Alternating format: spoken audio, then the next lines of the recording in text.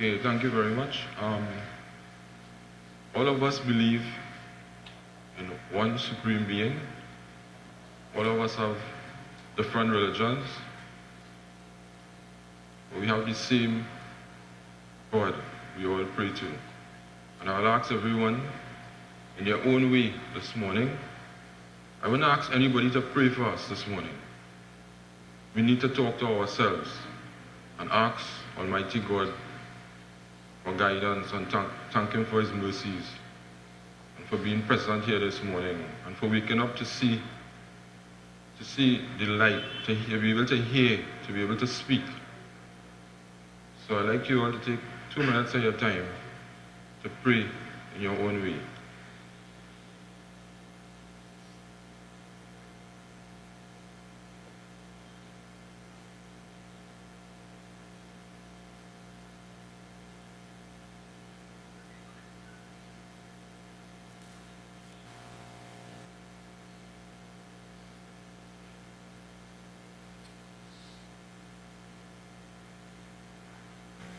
Before I ask the acting ASP to show us our points, I would like to say that I am totally disappointed that we call this meeting, and this is a statutory meeting. All representatives are from the city of San Fernando, and we know the traffic situation, and it is almost 9:20, and we have to fight to get our quorum to start. This is unacceptable, and it shouldn't continue again, right? Because people in the public are watching us very closely. This is an election year, and people are watching everything what you do and what you don't do. And when you come into the meeting, I would like all those who reach late, officer, to let them know they have to acknowledge the chamber. This chamber here is a sacred place, and this is a respectable place. As I said last week, when we are on the bandstand there and we have our political meetings for local government election, it's a dream of every councillor to sit in this chamber. And when we get here, we mustn't disrespect it. Okay? So I'd like to thank you and ask our acting ASP. I'm ASP Remy of the San Fernando City Police. I'll be your fire warden this morning. In the event of an emergency, there are 2 points of egress at the San Fernando City Corporation Council Chamber.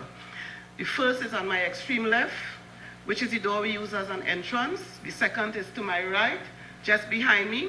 That will take you down to the side of the building. Persons are required to assemble at the muster point at the Harris Promenade Bandstand, where we'll account for persons at this meeting this morning. Thank you very much. Thank you very much, Acting ASP. Councillors, you are welcome. You kindly take your seats.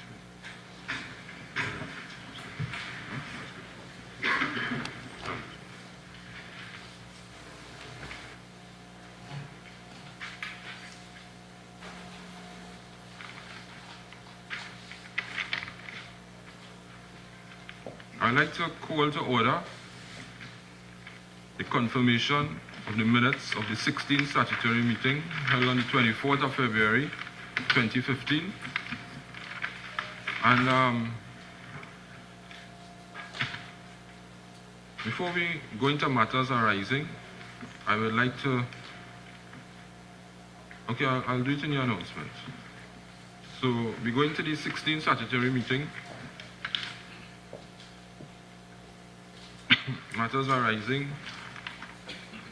Oh, excuses. We have an excuse from Councillor Sherry Ali. She'll be late. I have no other excuses from the council. We have an excuse from Deputy CEO, Ms. Strika. And the CTA wouldn't be here. We have our hardworking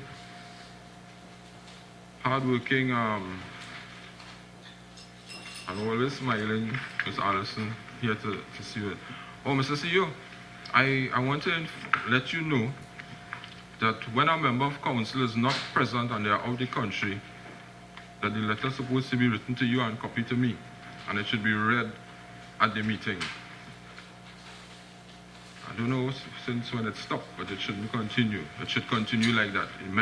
The letter's supposed to be read at the council meeting because this should go into the records. Members of administration, I'm not sure if the relevant correspondence was sent, but I know Alderman Mungal Bissessa is out of the jurisdiction. Yeah, she sent it to me. Okay. But the right thing to do is to send it to the CEO and a copy to me. Also, I am the first servant in the city, but this is the chief. He saw me, you know, and he saw all of us. So, that's the boss. Alright? Yeah. Yeah. Page 2. Page 3. Page 4. Page 5. Page 6. Your Worship, sorry, page 5. Yes. I think there's right around 3.6.2 in the phrasing of the wording there. It says, His Worship the Mayor asks the Chief Executive Officer if the time frame Corporation had purchased the mobile public convenience unit. So I think in somewhere in time frame which is connected, we could correct that there. Yeah, that is right. That's correct. That's correct. Yes. Thank you very much, Deputy Mayor. Move on to page 6. Your Worship, just going back to page 4. Page 4? Yes. Yes. 3.4.7. Yes. It should read as follows. The Public Health Inspector for acting informed that they had been aware of the situation and that the Public Health Department had been sourcing information regarding the owner of the vacant lot. So Municipal Police Department should be corrected to read as Public Health Department. Thank you. Okay, thank you very much, Madam Corporate Secretary. And as we there, Your Worship, I think on 3.4.8, vendors had should have been a separation. 2 words there joining. What should, yeah.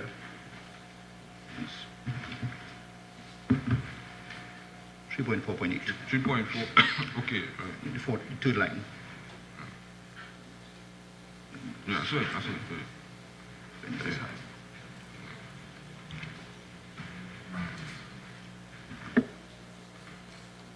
You could see the Deputy Mayor has studied these minutes very carefully. And that's good. That's very, very observant. Huh? Sometimes we take these things for granted. Okay, we move on to page 5, page 6, page 7,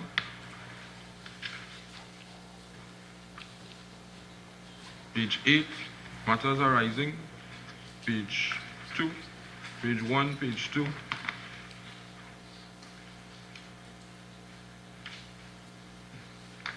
Mr. City Engineer, I'd like to know, I'd like to have the status on the new public convenience that the citizens of San Fernando so richly deserve. What is the status on it?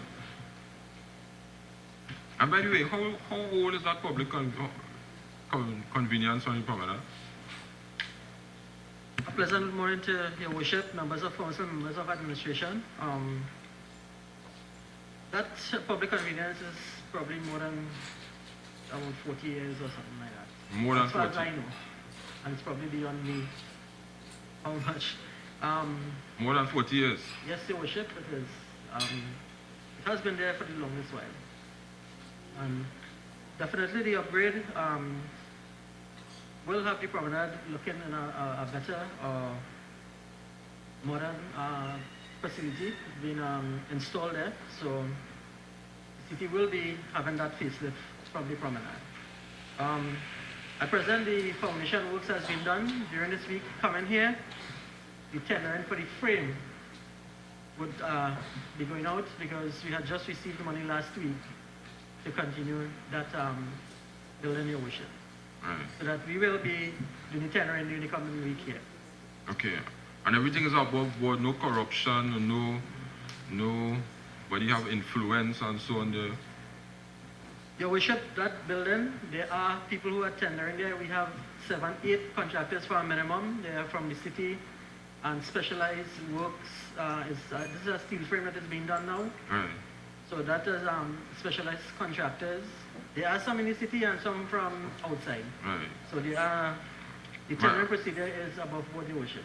Thank you very much, because my reason for saying that is, under my watch here, nobody must be able to point any fingers at no member of this council for any influence taking place at that public convenience. Okay? Thank you very much. I'd like to welcome Councillor Donovan.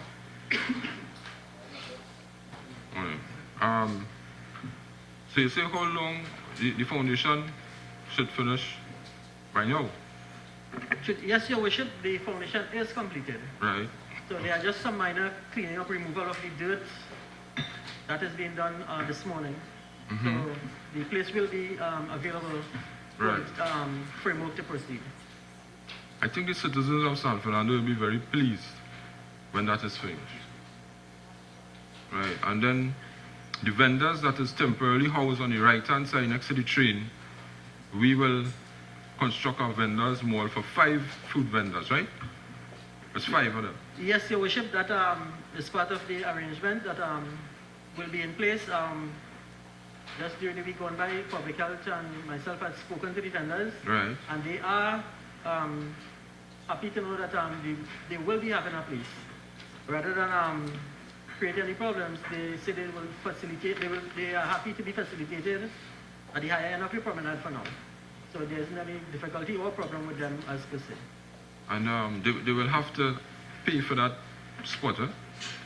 Yes, Your Worship, it is all done, nothing is really free as we should say, but they are to be paying a due to the city for use of the area. Right. And as much as we will be having that public convenience, I see in Port of Spain, I see in Samoa, Barataria, and Arima, I think they pay $1 or something of a toll to use the public convenience. So, Your Worship, to the chair, the fee structure there is a minimum fee to offset costs like for tissues and so on. And basically what is happening throughout the country. And all other corporations also, they have that system in place. Right. Okay, thank you very much. Any questions?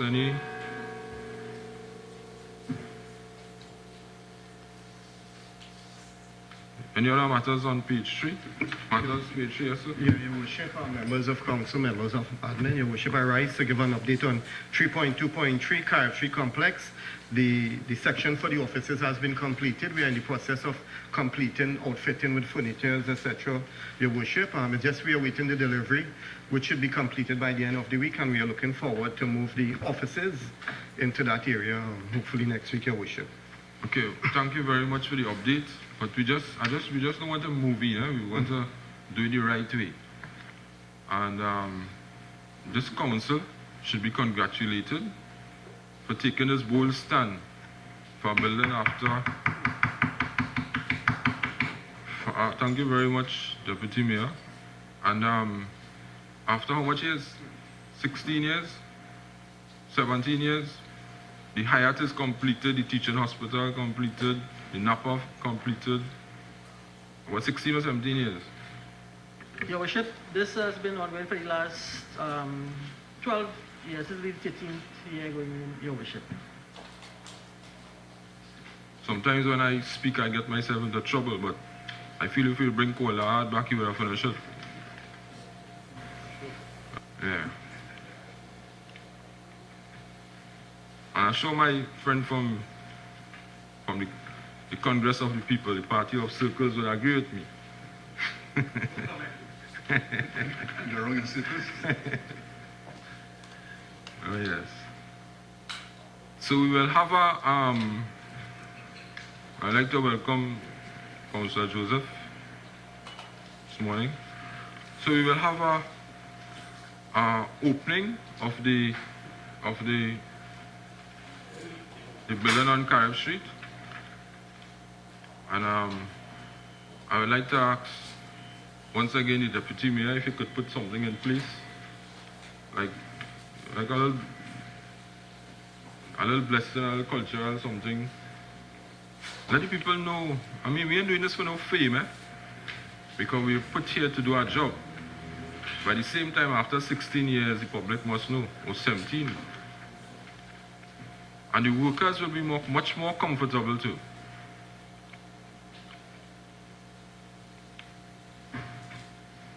So, Mr. CEO, we will liaise with the deputy mayor, and we will have a opening of that office. But it needs to be painted on the outside, right? Okay, we move on to page 3.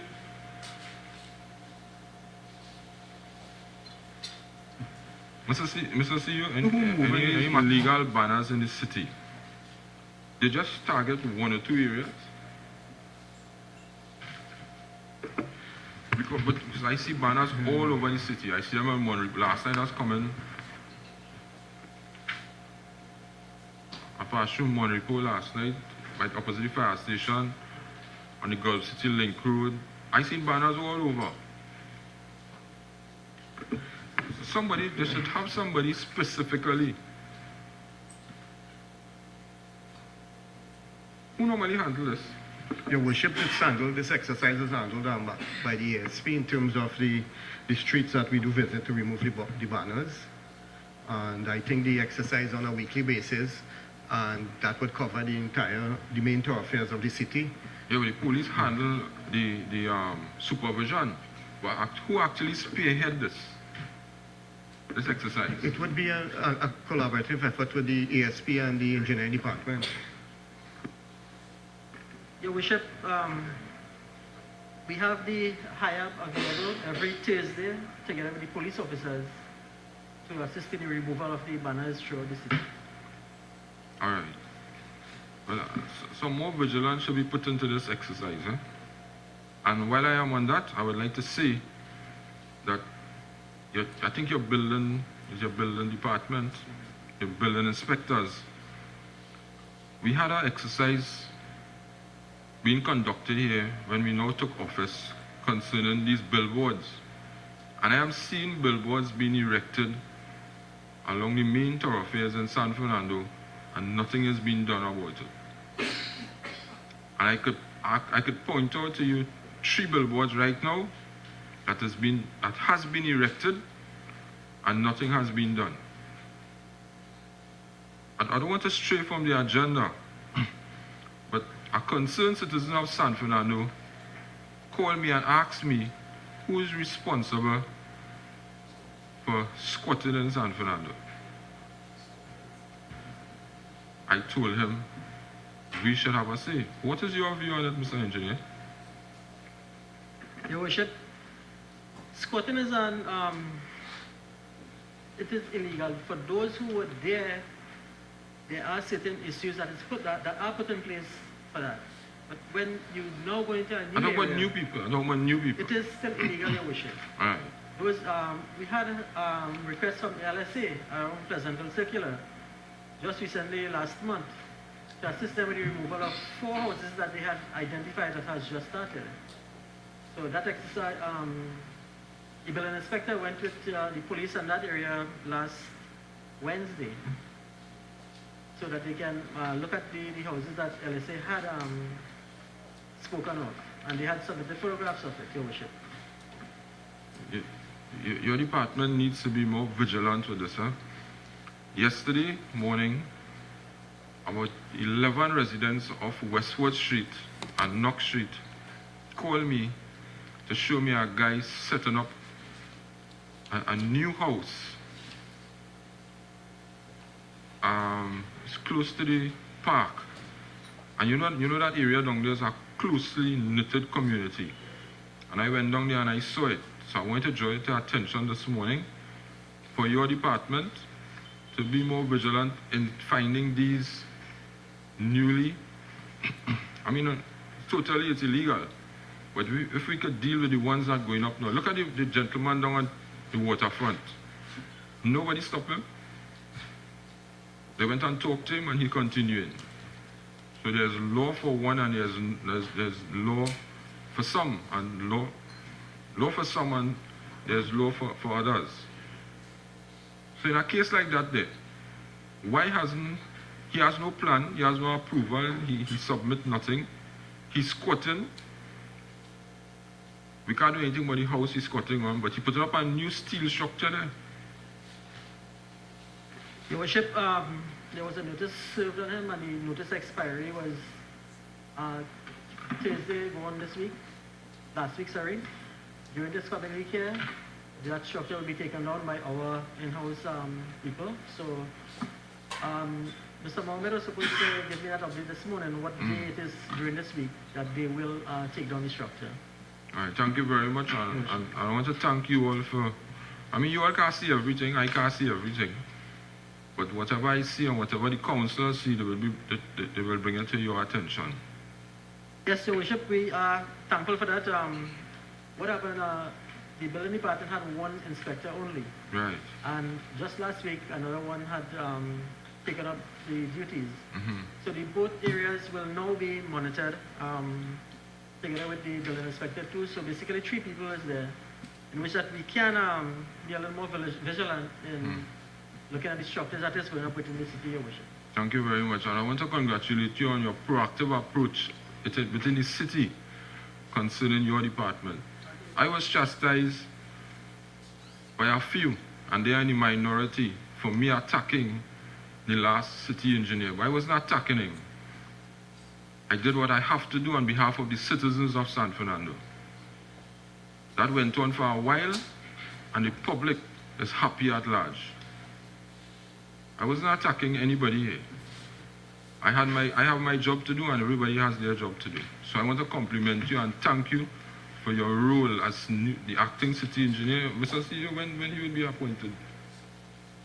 You have to make the recommendation.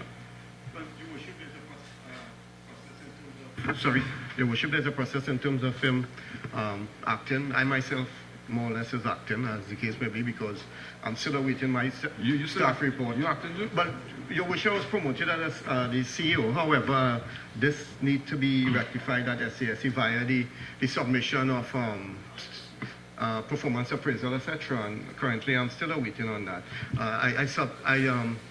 I suspect that the city engineer would be on the same go. He would have to make his year, and, and again, we will have to wait with time, Your Worship. Sorry. Mr. Deputy Mayor, so we have an acting CEO, we have an acting deputy CEO,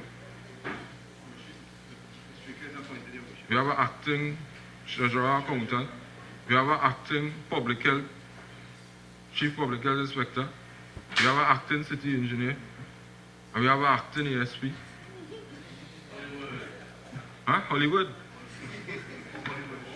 Councillor Shaka, I like your tie here, but it's really acting, we're really in Hollywood. I mean, you know, that's why. Gael. That's why You could dignify this whole thing. that is why nobody have never carried it yet. No other corporation. This corporation has took the stand to support the present opposition leader and the present political leader and the next Prime Minister of Trinidad and Tobago. Thank you very much. For his approach to local government.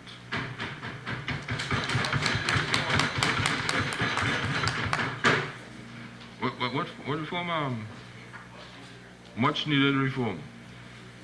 And with this autonomy with local government, we'll be able to see about schools, about hospitals, about community centers, about police stations, about parks, roadways. Right now, we want to see about fixing that roundabout. We don't even have a say to upgrade that roundabout in Monrepo and Marabella. We don't even have a say.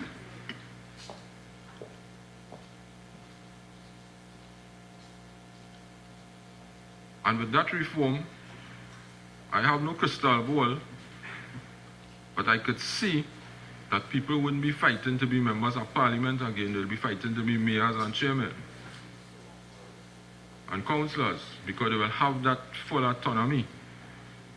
And the autonomy will be given to us on behalf of the people.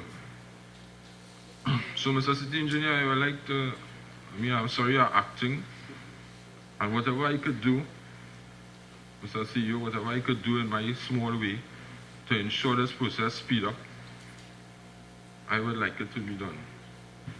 Okay? All right. Thank you very much. The derelict vehicles. Mr. Public Health Inspector, you are responsible? I was walking down Penitent Street Friday, and I saw a vehicle the police have there for almost 2 years now. Is it we are so... I can have an answer why this parked up there 2 years now. It was wrecked and parked up there 2 years now. We can't find the owner.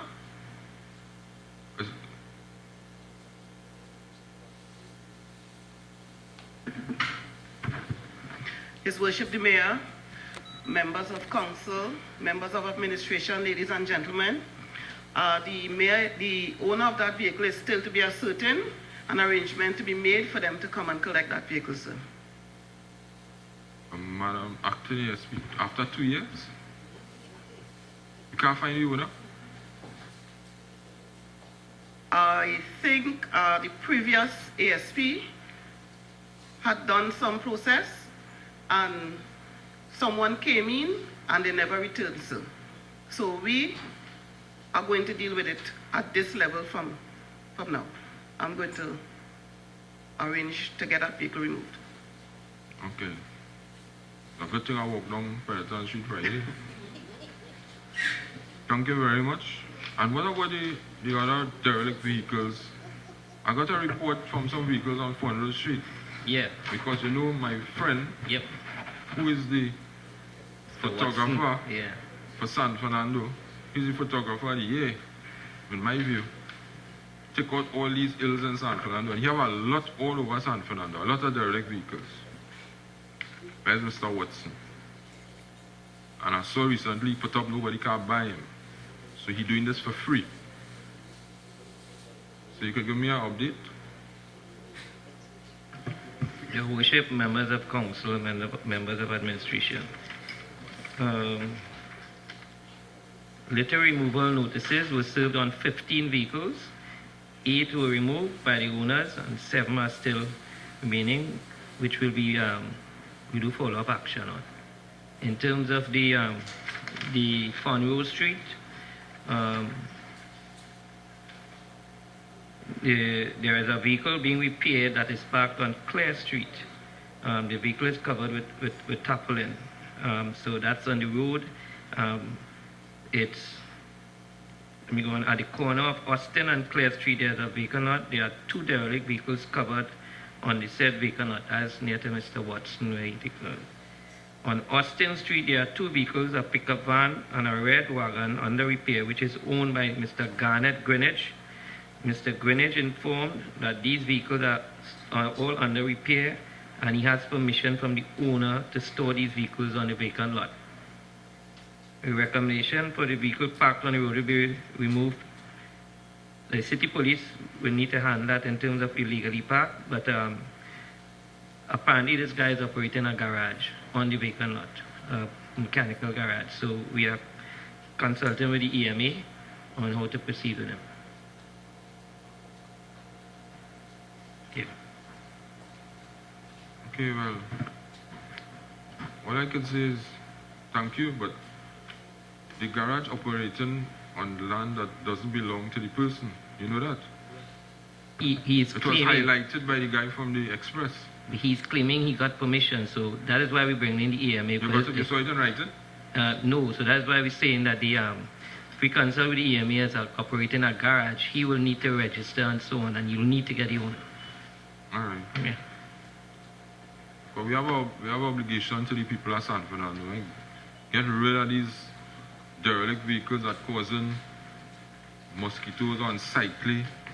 San Fernando is generally clean, although some people mightn't think so. But we have to do what we have to do here to ensure that it remains clean. Any other matters, members of council?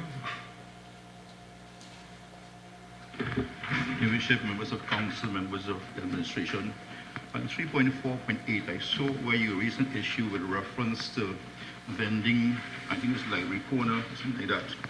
And I'm looking at these documents here and with a profound understanding in reference to the need of the vendors and the situation.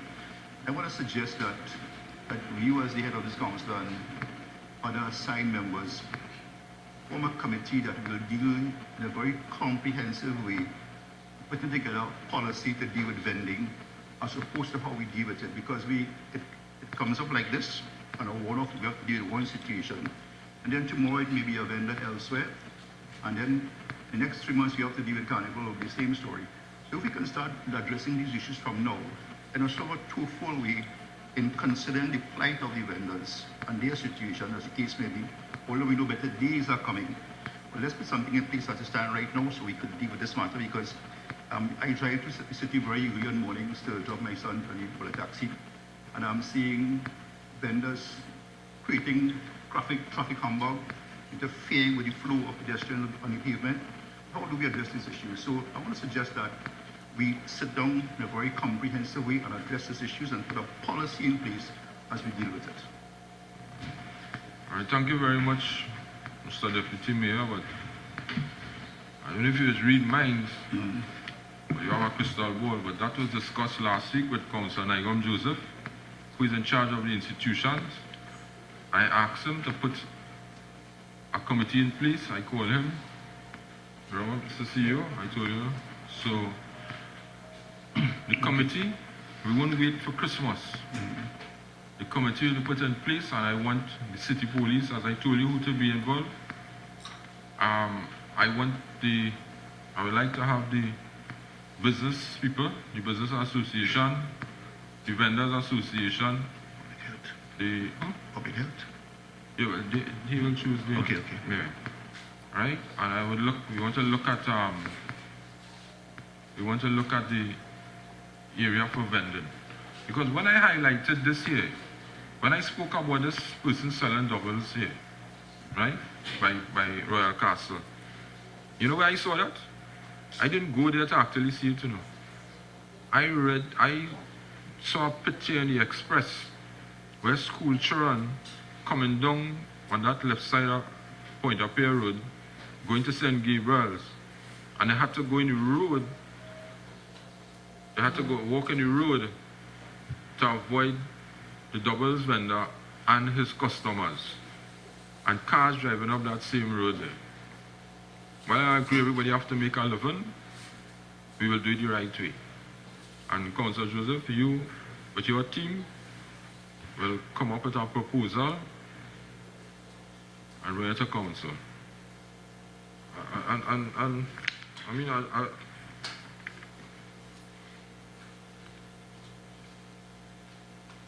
mean, while we are on the vendors here, I have a long document here from an unknown person. I get a lot of these unknown, especially people get things in the mailbox, I get a lot of these unknown letters. And if you all will permit me, this person, I'll read a couple lines from it. I take this golden opportunity to thank you, your members of your council and the administration of the San Fernando City Corporation, especially the police department, for making High Street, San Fernando, the #1 shopping area throughout Trinidad and Tobago. It is so convenient that shoppers can now purchase the following items on High Street. On High Street, clothes, shoes, belts, caps, underwear, haberdashery, wares, CDs, DVDs, toys, toiletries, drinks, snacks, fruits, vegetables, seasoning, car parts, fish. I mean, all these things, right? All these things are available on High Street. Some might be a little fictitious, like the car parts, but the others, well, you won't doubt it too. But the majority, and you know what, they went on to compliment As of January 2015, there was an absence of one Inspector Martin. And as soon as he left, there was an influx of vendors on High Street and other streets in the city, Canton Center entrance and so on and so on. Mango vendors and I could go into detail here. But Councillor Joseph, this will be, I will pass on this to you, and we need to work, because one man used to have High Street clear. They will ease up some of them who not there, who are from outside, they will move them. That's all they say in all that, you know. They have no problem with some of them, you know. But the majority of them that come from outside of San Fernando. And since he left here, and I get calls all the time, every day the president of the Business Association calls me, every single day. She calls me to let me know what is taking place on High Street.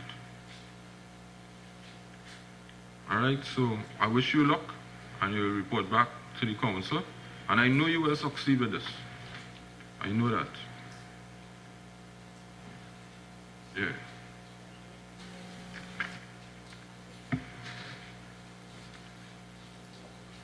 Any other matters? How is the food inspection going? Your worship, members of council, members of administration, on an average, on a Monday and a Thursday, we have about 85 persons coming to register for their food badges. We have just completed the liquor license process, which is about 300 places that offer liquor for sale. We are tomorrow. All the crossing vendors will be coming to pay and register and get their agreement in order. Mm-hmm. So it's continuing. Okay. Mm-hmm. All right. So what you are saying also is that all these food establishments in San Fernando, it's safe for people for consumers it's safe. In terms of, I want to make sure you know. Yeah. Well, it's we have registered them, but you have people visiting them as well? Yeah. But the thing is, as human beings, so if one slip up, you know, in terms of their own how they handle. When you all did last time you all did a thorough inspection of all these food establishments. With the 300 I spoke about, that is the only way they could have gotten, that's restaurants and bars and all these things. And we are continuing on the non-liquor places, which is like the fast food outlets and so on. So that is continuing. And when they are exposed to a food lecture before they are given their food badges. Because on personal hygiene and everything. Before I came in here, sitting in this chair, I used to read in the newspaper how you all, you know, like a sting operation, and you all went down on these food establishments and find out who legal and who not illegal and who can sell and who can't sell. When last that was done? Your worship, that is going on, but we don't necessarily have to do PR or highlight it, because sometimes it backfires into the... Mr. I'm not saying you have to do PR, no, but the public must be aware what is going on in San Fernando. Yeah, but what we will look like a sleeping council. No, what I'm saying is that it's also bad for the business. Sometimes the person itself, it's bad for the food industry in San Fernando, in that sometimes you put 2-3 places, the public knows, and the whole food industry get a bad name in San Fernando. So that approach has its benefits and it backfires also. So you will go to them? Yeah, we have everything under control. All right. Thank you very much. Any other matters on page 5, page 6?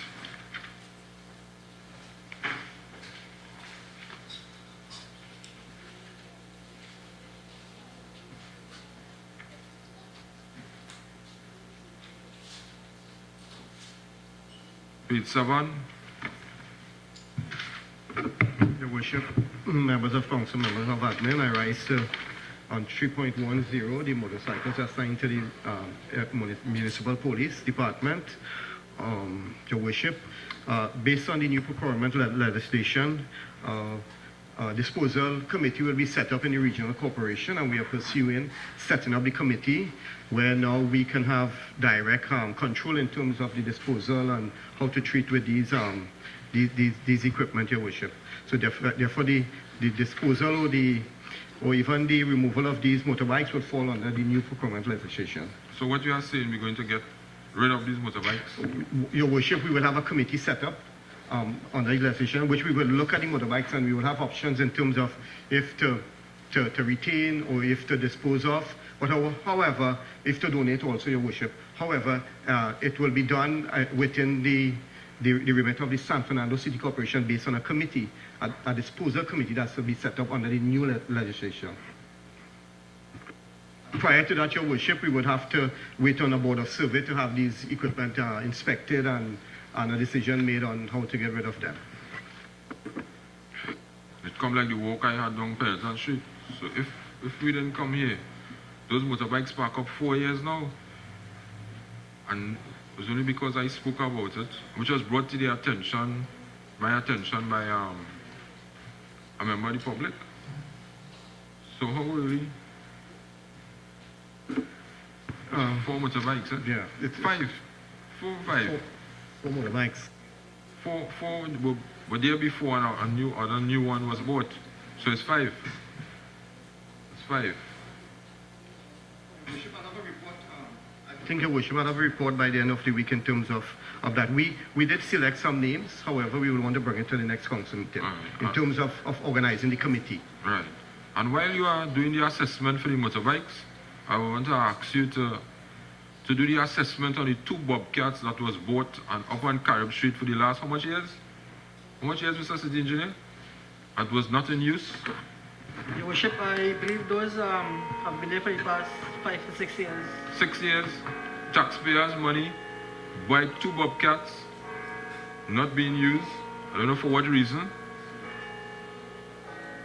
I mean, and they have work. They have work for them to be done. Place could be leveled. I mean, they have use for them. Mr. CJ, you ever inquired why they were not being used?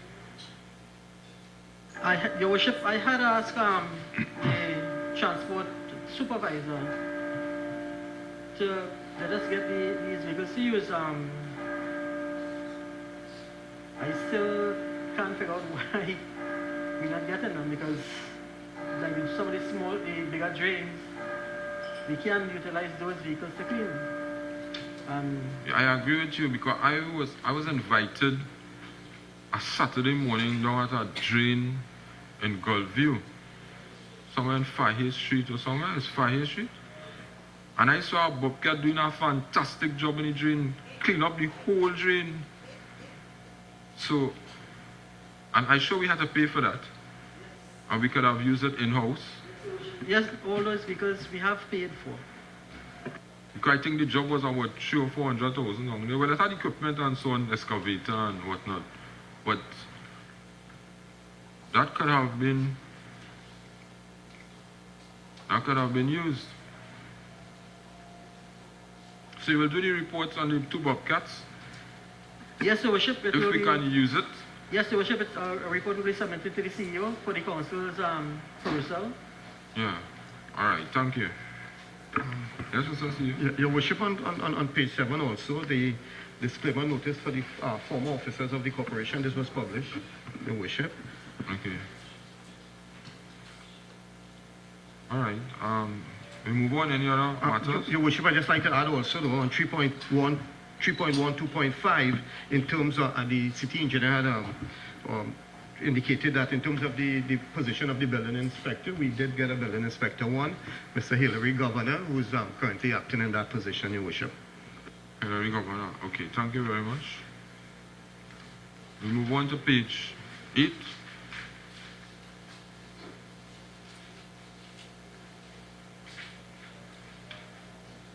So, Deputy Mayor, any update?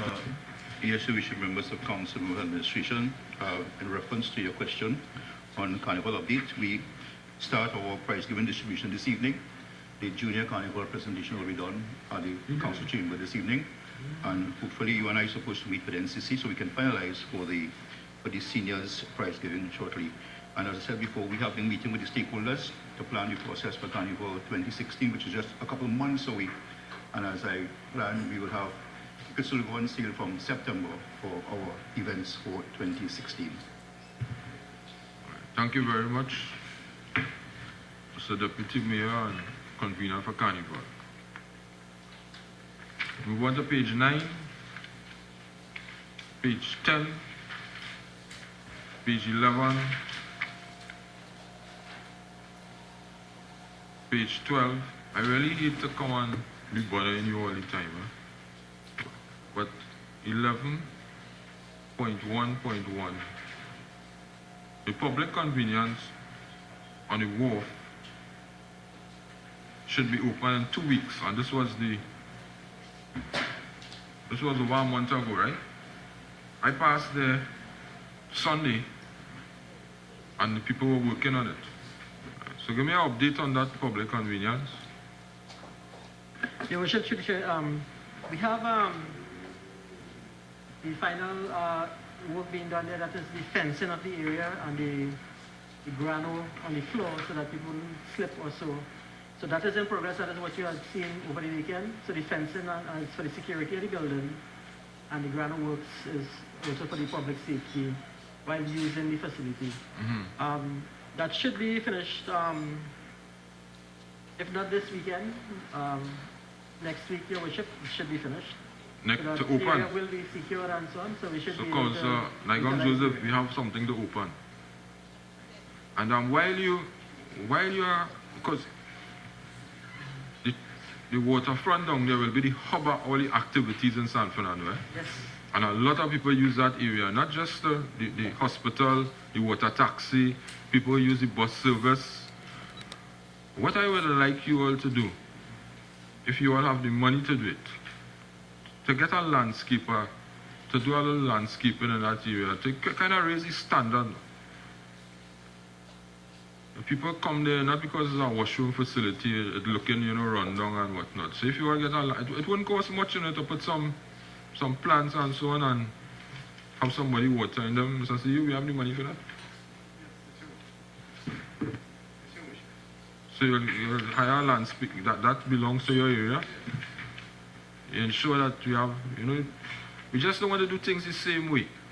As I said when we came in here in 2013, this council would have been under new management.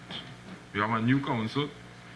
We have 2 members of the opposition who's always supportive of what we do here. They have never opposed us in any way.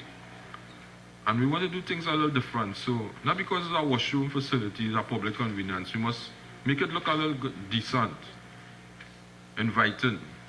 Your Worship, the CEO, myself, we had been to the public convenience, looking at the landscaping of that area, and your words have been exactly what we were saying. Right. So we need to do something as to upgrade the area, make it a little more visible to the public with that pleasing look and so on. And some of those issues that you want to bring up here, those were discussed by us.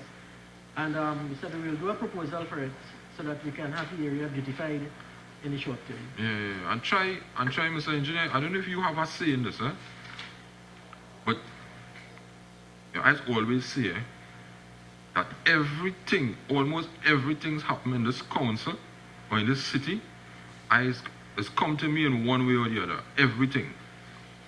Probably I was meant to be here for 3 years. You know something? Why somebody had to get a contract here, which don't me plenty money because we are not central government, and why does take the contracts and subcontract it out? Your Worship, that's a standard practice that people do. There are some people are business people, others are builders and so on. So they utilize building skills in order to promote a business that they operate. It is something that they that is normal. practice. Yes, Your Worship. It's normal, okay. Because I was talking to, I was driving on the waterfront was yesterday morning. And, you know, there's a gym at the Southland, eh? And I stopped and I saw a contractor working there. He didn't know who I was. And I asked him, I said, you are the contractor here? And he said, no, I am the subcontractor. So, and how much that contract could be? How much I was awarded for? Your Worship, if you're talking about the steps, Yeah. Your Worship, that is around $35,000, Your Worship. So, Mr. Engineer, if a man get a contract for 35,000 and he subcontract it, how much that man getting?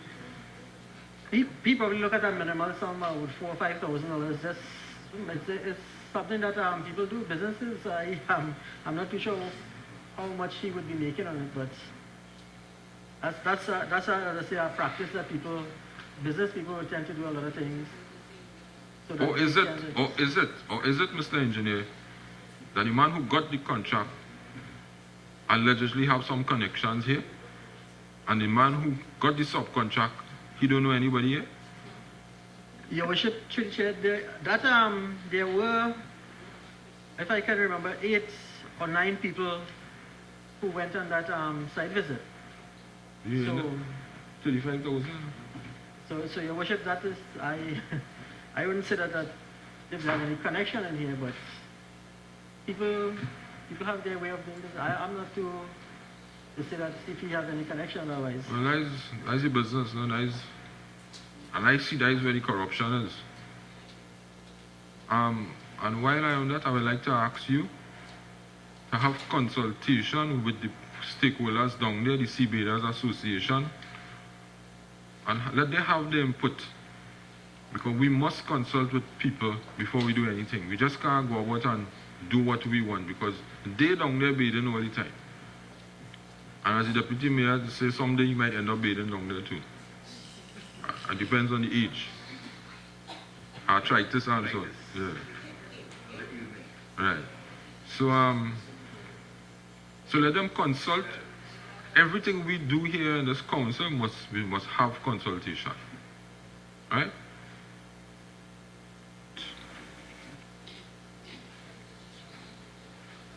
Sorry.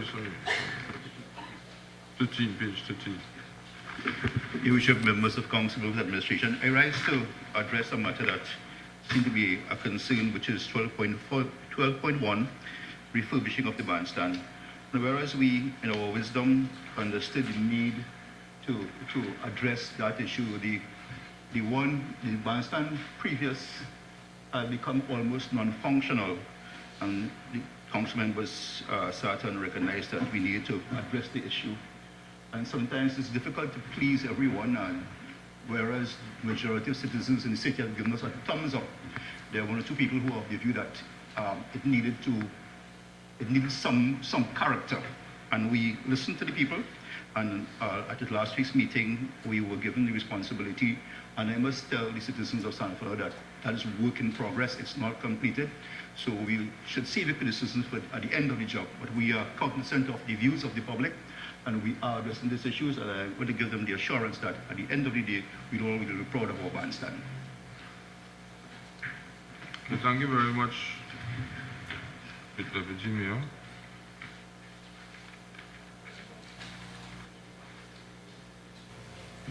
Distinguished citizens of this wonderful city of San Fernando, good morning and welcome to the 17th statutory meeting of the San Fernando City Council. I would like to extend congratulations to the Spiritual Baptist community for successfully hosting various activities in San Fernando, and especially on the promenade last week, culminating in the Thanksgiving service yesterday in commemoration of Spiritual Baptist Day.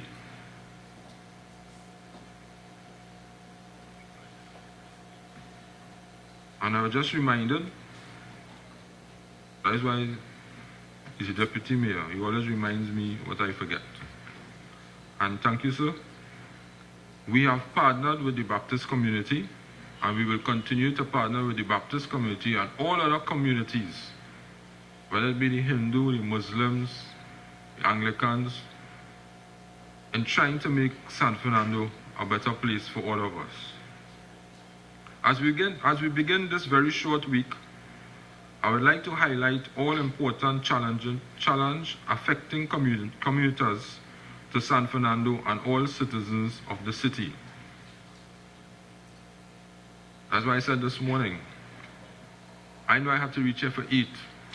Sometimes I spend 9. Sometimes I spend 20 minutes just from the hospital to right in front here. Right? So I know the situation with traffic in San Fernando. And this has prompted me, this challenge is an increase in traffic congestions due to inner city development. The establishment of commercial and residential buildings to facilitate the growing populace in and around the city, as well as a continuous influx of new vehicles, have placed us at a crucial junction in the development of this wonderful city. Responsible leadership dictates the drafting of a traffic management plan to meeting short and long-term needs. Many mayors before me have tried to deal with this challenge through a top-down approach of sorts, seeking the advice of various experts and implementing a system that could not meet the needs of the citizens that use the city streets on a daily basis. I would like to try a different approach, one that this council has found successful in the past, that is, the development of a system after the careful analysis of the input of all stakeholders. While there is no guarantee of a perfect solution, there is a more holistic approach best suited to satisfy the needs of those most affected. I have found that the best way to gather this information is through public consultation. As such, I would like to establish a public meeting at the City Hall Auditorium to discuss traffic management in the city of San Fernando. I have arranged for a professional in this field to be present, and I am inviting all stakeholders and concerned persons that would like to be a part of this decision-making process to attend. Some of the key stakeholders that will have valuable input for consideration are residents of San Fernando, small and large enterprises, the governing bodies of schools in San Fernando with their respective PTA, the Traffic Warden Division, the San Fernando City Police, the head of the Southern Division Police, the Trinidad and Tobago Fire Service, the PTSC, the Maxi Taxi Association, the Taxi Drivers Association, the Business Association, and other main stakeholders, including the Vendors Association. The traffic plan will generate special projects such as creation of new access roads and the widening and improvement of roads which will benefit local contractors. And I must say that on the list of the national calendar, traffic is number 11 in Trinidad and Tobago. And when we came into this council, we decided to deal with the homeless. Traffic was one, vending, and a lot more. But traffic came up and we decided to go head on with it. And we have asked a lot of people to come on board with us, and especially members of the community in San Fernando. And one person who is here with us this morning, who I would like to lead this committee together with the council and administration and all these stakeholders, is a prominent San Fernandian, very humble, and he is here in the audience with us, and I'd like to acknowledge Mr. Robert Sonowa. Could you kindly stand, sir?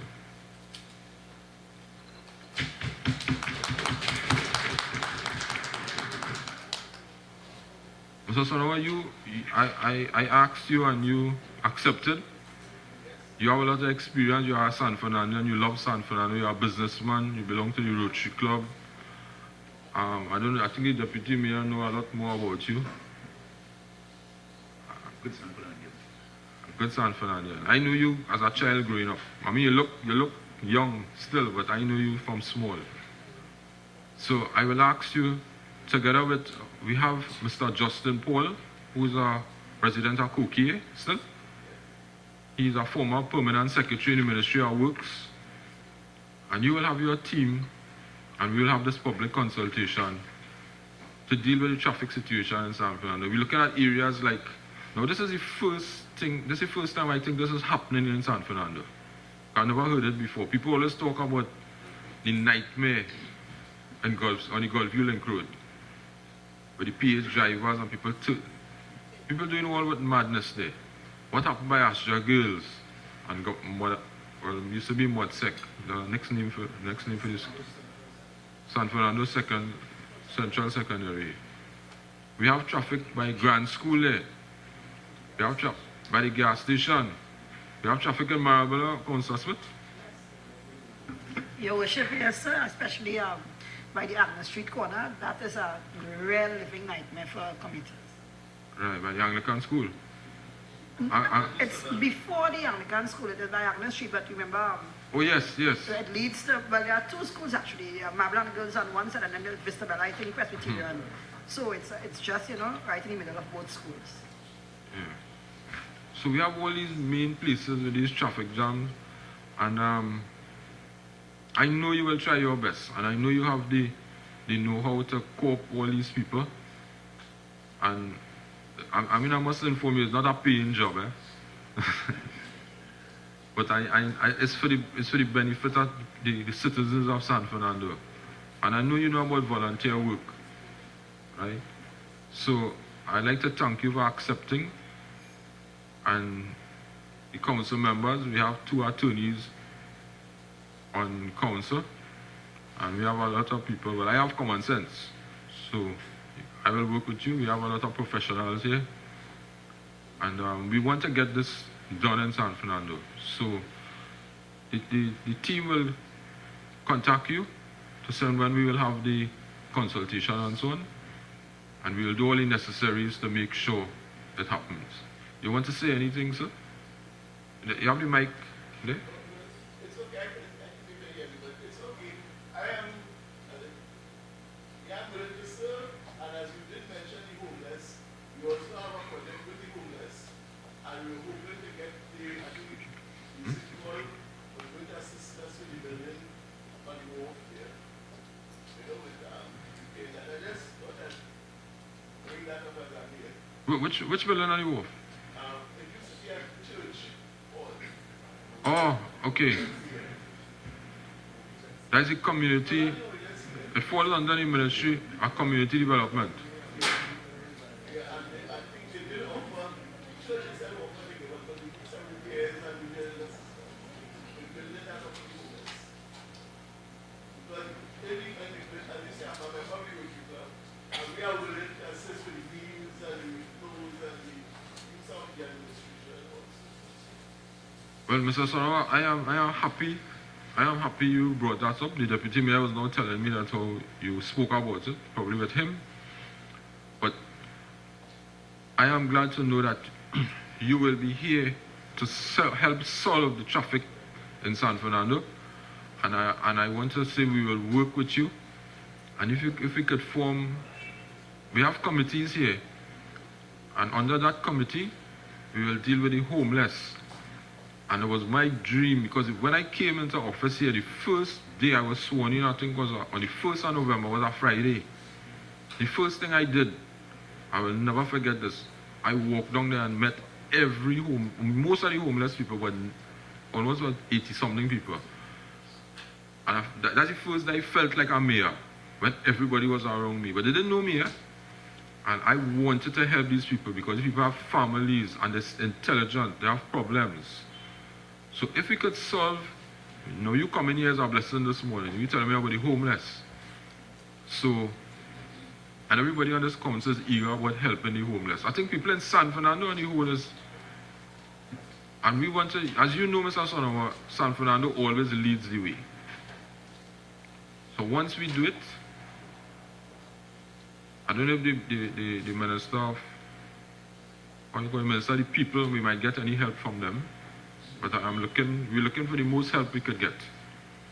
So we will put something in place for the homeless people too. All right? So I want to thank you very, very much for accepting. And don't have no big committee. Okay, no big committees, plenty talk. You want a small committee where we could get some action. All right?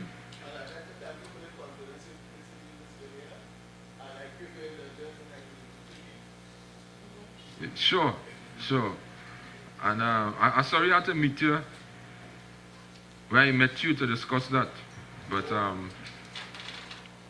met you in the cemetery. Right. So I have a lot going for me in the cemetery. Because when I was asked in 2003 to go up as a counselor, there was a young lady by the name of Sharon Thomas Loney, funeral by a guy by the name of Pucci. I can't remember his whole name. Right. I went to his funeral, and this young lady asked me, she said, I asked you for the last 6 years to be a counselor. Why you don't go? And people want to know why I go to the cemetery, but it reminds me of death, that we all have to die. And we must look at each day in our life as our last day. And I go to the cemetery, I pray for everybody there. I pray for the souls of people. Every week I go. People say I'm going to do Obia. But the Obia working for me, if it's Obia. Right? So,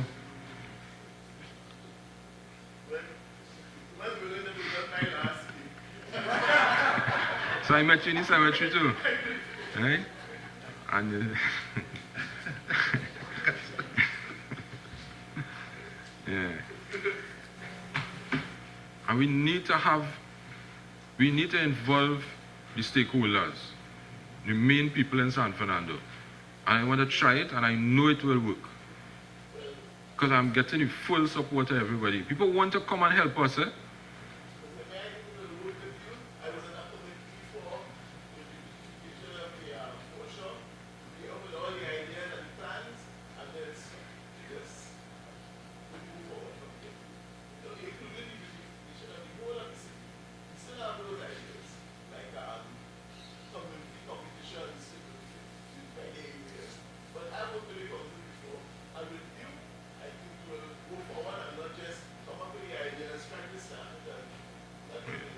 Thank you very much. And I would like you to work closely with Councillor Naigam Joseph. You know him? Yes. Yes. His mother is a household name in Trinidad, I should say. So he's in charge of the beautification committee. And we are trying to beautify spots in San Fernando. Because we can't sit down here and talk and expect to get things done. We need to act on it. Right? So I want to sincerely thank you for giving up your time and making the effort. And I know you're a very busy businessman. And you could say hello to the better half for me. Yes. When I was a counselor, I used to walk every 3 months. And she used to always bring water for me when I'm in the area and so on. Yes, so thank you very much. Okay. In conclusion, I want to assure the citizens of San Fernando that this team, the mayor, the deputy mayor, the aldermen and all councillors, the CEO and his administrative arm will continue to work tirelessly to ensure that we have a safe, clean, healthy environment for all citizens of the wonderful city of San Fernando. Remain steadfast as we continue to overcome every obstacle and make progress no matter what challenges lie before us. Thank you. May Allah or God and God bless our wonderful city of San Fernando and all of its citizens.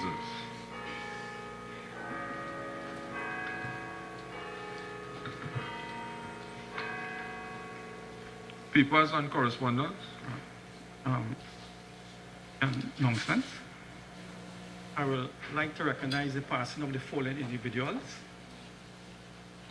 Jessica Burrington of Seaview Drive, Marabella, departed this life on Sunday, the 8th of March, 2015.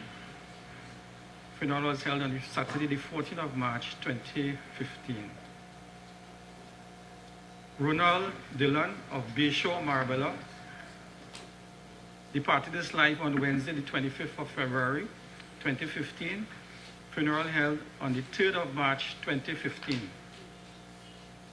Kenrick Hamid Khan, a former employee of the San Fernando City Corporation, departed his life on Sunday, the 22nd of March, 2015.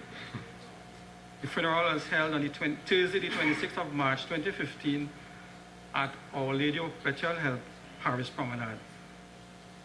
Ruby Moller Bash of number 6, Gopal Street, Istabella, departed his life on Tuesday, the 3rd of March, 2015, at the age of 88.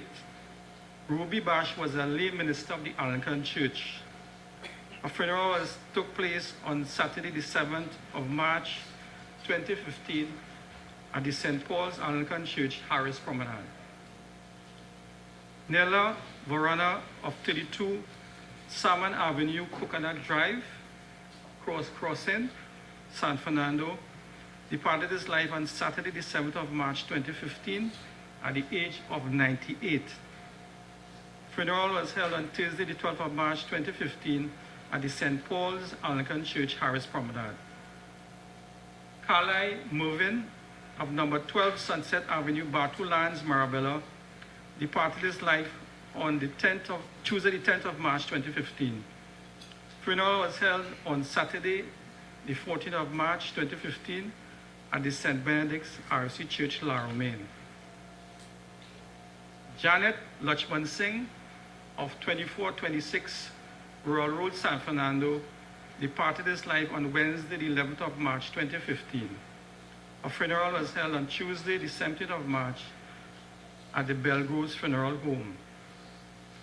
Peter Regis of 171 Sepero Street, San Fernando, departed his life on Tuesday, the 24th of March, 2015. Mr. Rigsby was a former teacher of Trinity College in the North.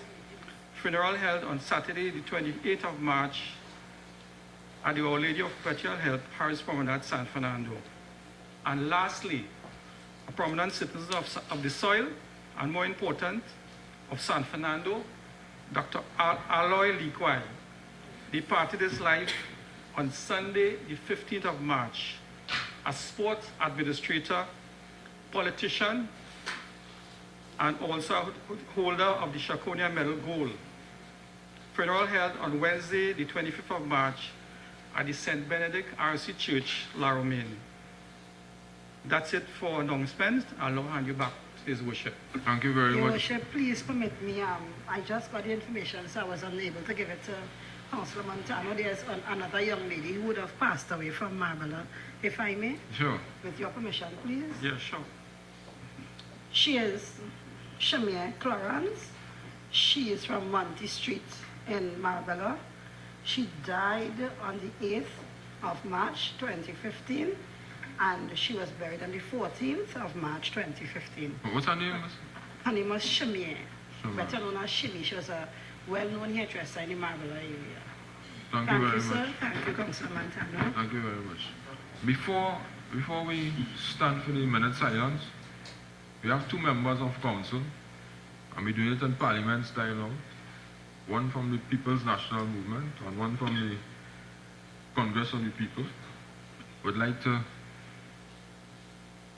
talk a little on Mr. Aloy Liquai. Administration. There are three types of San Fernandians, which are defined as this. A San Fernandian is somebody who was born in San Fernando, so you are San Fernandian by birth. There are San Fernandians who was born in San Fernando, live in San Fernando, and made a contribution to the development of San Fernando, like most of us sitting around this table and some of the people in the audience. And they are good San Fernandians. And then the others who came from elsewhere came to San Fernando and made a contribution to the development of San Fernando. In this regard, I'm referring to the late Aloy Likwai. Aloy Likwai was born in 1924 behind the bridge in Port of Spain. In those days, behind the bridge was not a depressed community. Aloy Likwai wasn't a brilliant student. Aloy came to San Fernando in 1936, spent the August vacation, and never went back. Spent the rest of his life in San Fernando. He was a clerk, office boy with Hobson's during the war, during 1936 to 1940-41. And then he got a job at Stephen's Southern Fogatees. And those of us who are around my age, I will say so with a sense of pride, know exactly where Stephen's Southern Fogatees. That was on High Street as a rapper. Aloy spent some time there and was able to complete his education during night studies and resign as a floor manager. But more importantly, Aloy made his mark by getting involved in the activities of San Fernando. He joined the JC's Junior Chamber of Commerce, known to us as the JC's in those days, and had the opportunity to rub shoulders with the likes of Robert Montano in the South and the other chapters like Ken Gordon and Tommy Gatliff. I was able to develop vast experience. From Stephen Tusson Fogatees, he went on to Winshaw Life Insurance, and when that folded, took a job as a director with Rahman Printry Limited. But where Aloy, another area where Aloy performed and that activity might have affected the party that I support is in politics. When Aloy came to San Fernando, he lived on Gomez Street, and by association got involved with people who were not supportive of the People's National Movement. And he became a member of the Democratic Labour Party, the DLP, and functioned there as an advocate and as a supporter of the then leader, Mr. Reginald Capaldi, who was based in London. Aloy fought a seat in 1966 and was a member of Parliament. It was amazing. Although he was a San Fernandian, he never fought a seat in San Fernando. He fought a seat in, I think it was Naparima, and my colleague will correct me on that if I'm wrong, and was a member of Parliament from 1966 to 1971. And at some time, because Mr. Capaldi was not around, was at one time deputy leader of the opposition, and he was around for the 1970 resurrection. What is important about his contribution in politics, that he was a catalyst in the formation of the NAR. When Dr. Williams died, he saw the need to move the PNM and started mobilizing the groups. And he was the person behind the formation of the NAR, starting with the DSC in Tobago and all the other parties are opposed to the PNM. He didn't stop there. The PNM, of course, were able to remove the NAR after one term, as we normally do. But he was able to come back in 2010, when all of us were fetting and enjoying Carnival. Aloy Likwai was forming the People's Partnership. The information I have in January of 2010, when we were enjoying Panorama, he was getting together the forces because he saw the need and put it together and was able to move the party. What I would say in his absence now, that it may not happen again, unfortunately for the government, unfortunately for the PNM. But Aloy really made his mark in sports. Aloy, again, by his association with the people around Gomez Street, people like Mr. Like the Jaggernauts and Indar, Rupert Indar from the nursing home on the hill there, and other prominent San Fernandians, former President Hassan Ali, they were part of a sporting group, and they formed a successful sporting club called the Oxford Club. And during those days, 50s and the 60s, Oxford Club was a prominent club in San Fernando, dominating in cricket particularly, football, lawn tennis, table tennis, badminton, all those type of things. And they were very good and produced national players. Aloy did well as administrator. I think that's where his strength was, because he was barely 5 feet tall. Didn't have his stature, was a sportsman, but he had a good brain. So, seeing that he couldn't, a matter of fact, he was the captain of the Oxford cricket team that scored 8 runs in a whole game. So recognizing that he wasn't a good sportsman, he decided to be an administrator where he really had the skills. He was able to successfully develop the Caribbean Federation for table tennis, and particularly cricket. Aloy Liquai and a group of San Fernanders were able to dismantle the Trinidad and Tobago Cricket Board of Control, and the key word there is control. Because in those days, cricket in Trinidad was controlled by the Queen's Park Cricket Club. In other words, Queen's Park selected the team, and the captain of the cricket team in Trinidad and Tobago had to come from Queen's Park. Aloy stood up, took a principal position and said it was wrong, and fought Queen's Park and fought the individuals who controlled Queen's Park, which was based on ethnicity and class. And we're talking about the 1970s. Aloy fought and changed that system, and as a matter of fact became president of the Trinidad and Tobago Cricket Board, as opposed to the Cricket Board of Control. He didn't stop there. He went into the West Indies Cricket Board and also dismantled that similar system that existed around that time. I think we owe this son of soil words and of commendation for his contribution, because he came to San Fernando and made a contribution to the development and made us proud. This morning I want, on behalf of this council, to congratulate the deceased and hope that he will be welcome into the kingdom of heaven. Thank you. Members of council, members of administration, it is with a heavy heart that I rise to pay tribute to one of my few mentors, the late Dr. Aloy Liquai. And before I delve into it, let me commend the Deputy Mayor for that very detailed account of Dr. Liquai's life. He did it much better than I could have ever done it, but I know it's really because he has been around much longer than I have been around. So he would have actually lived and seen much of what he described. Much of what he described. Aloy Liquai wasn't just a gentleman. Aloy Liquai was a gentleman in the truest sense. From childhood, I always heard of him. I always saw him in the media, the television, and so on.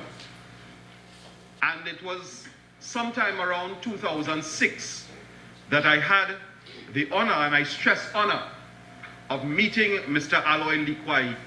I remember it was at a birthday line for Mr. Winston Dukaran. I think it was at Cora River or Valencia or something. And I was in awe that this man, this small giant, if I may refer to him as that, whom I had always been in awe of, I was able to meet him in the flesh. And since that time until now, Aloy Liquai was someone for whom I always had the world of respect. I am especially heartened because he was a member of my own political party, the Congress of the People. And many people do not know it, but the Congress of the People's Constitution was written by Aloy Liquai. And over the last 2 years, I had the opportunity to consider amendments to the COP's constitution, being the chairman of that committee. So I had to scrutinize our party's constitution in fine detail. And I could see the effort, the care, the love that Aloy Liquai had put into creating that document. When one looked at it, one could tell that it was a labor of love. But beyond that, it was a desire, not just for that party to attain political power, but it was a desire that Trinidad and Tobago should come together as one people to bridge racial, social, cultural divides. Perhaps we have accomplished it, perhaps we have not. I make no judgment on that. But the telling thing is that surely that was his intention. Aloy Likwai, over the last maybe 3 years or so, his health deteriorated to the point where he didn't like to go out much. I myself invited him to various social functions, and on most occasions he declined, stating that he really preferred to stay at home and rest. As far as I know, the last time he spoke in a political context was last year, when he spoke at a press conference at the office of Attorney Mahendra Daniram, a press conference which I had chaired. And he spoke then on matters pertaining to the Congress of the People. And I asked myself, or I told myself, surely he must have known that he didn't have much longer on this earth. Surely he must have known that his time was short. And I asked myself, knowing that, why is it Mr. Aloy Likwai, well, within recent times, Dr. Aloy Likwai, would choose to have done what he did, to come back out onto the political battlefield and to open himself up to criticism, to ridicule, because that's what all politicians open themselves up to by entering the politics. And in reflection, I believe that I figured it out. In my view, Aloy Likwai was driven by a desire that when he left us, he would leave behind for us, not for himself, something better. Something better. And it didn't matter to him whether he was criticized, whether he was chastised, whether he was ridiculed in that effort. To my mind, he felt that he had a moral obligation to his party and to his country to come back out. And therein lies the hallmark of Aloy Likwai. In Trinidad and Tobago today, when you look at leaders, be it leaders on the political landscape, business leaders, whatever field, whatever sphere, there are few leaders who display leadership qualities. There's a difference between a leader who merely holds an office and a leader who leads displaying leadership qualities.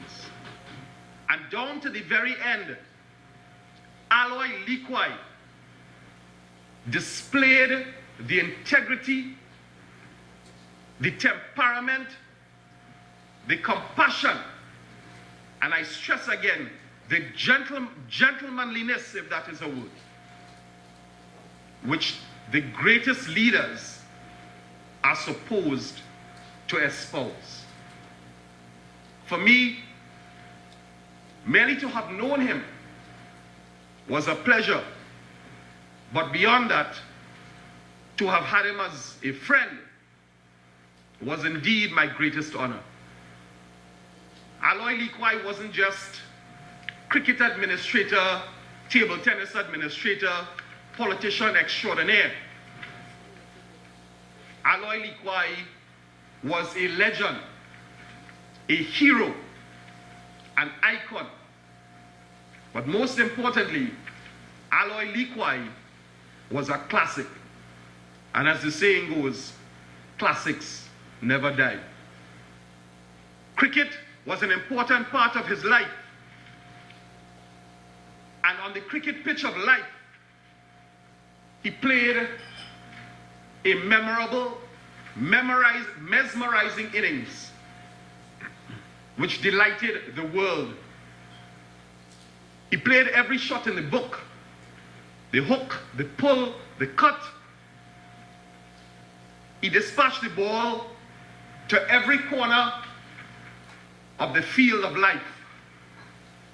And at the end, 90 years old, he returns to the pavilion for a well-deserved rest, unbeaten on 90. This city, this country, the world at large deserves to pay homage and tribute to one of the greatest men the city, the country, the world has ever seen, Aloy Likwai. May he rest in peace.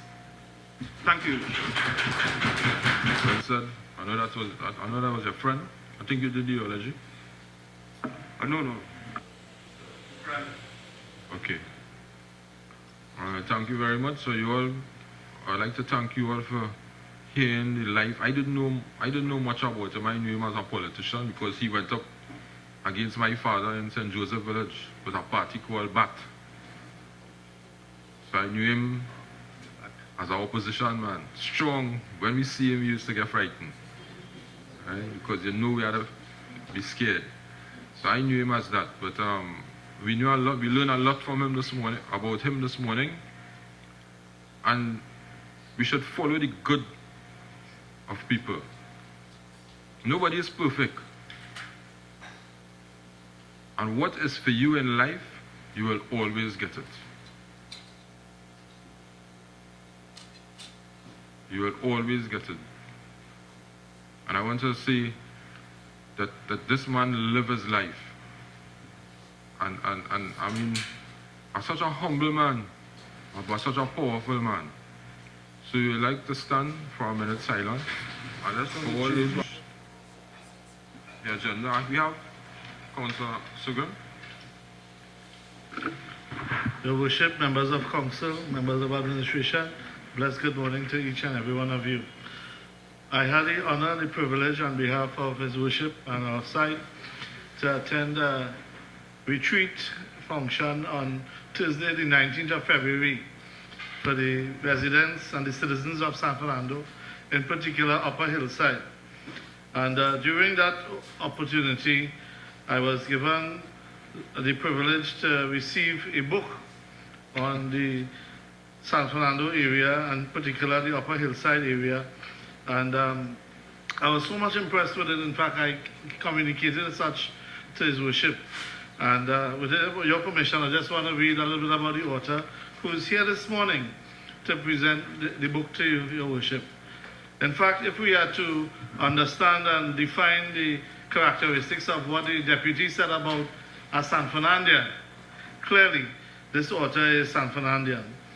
Dr. Andy Owen Homer was born at 19 Upper Hillside Street in San Fernando on the 20th of February 1950. He received his early education at Coffee Boys Anglican School and his secondary education at Astor Boys College and Open Bible High School. He is a graduate of Eugene Bible College, renamed New Hope Christian College, Eugene, Oregon, USA, BA. The Caribbean Graduate School of Theology in Kingston, Jamaica, Masters, and Eastern Baptist Theological Seminary, Philadelphia, Pennsylvania, USA, Doctorate. He's the author of an exegetical analysis of Ephesians 5:21, chapter verse 6 to 9, with applications to patterns of family life in Trinidad and Tobago, published by University Microfilms International, 1989, and Praise and Promise, a history of the Open Bible Standard Churches of Trinidad and Tobago Incorporated, 2004. He has served in several leadership positions in the Open Bible Standard Churches, including Christian Education Director, Regional Superintendent, and National Elder Director from 1999 to 2011.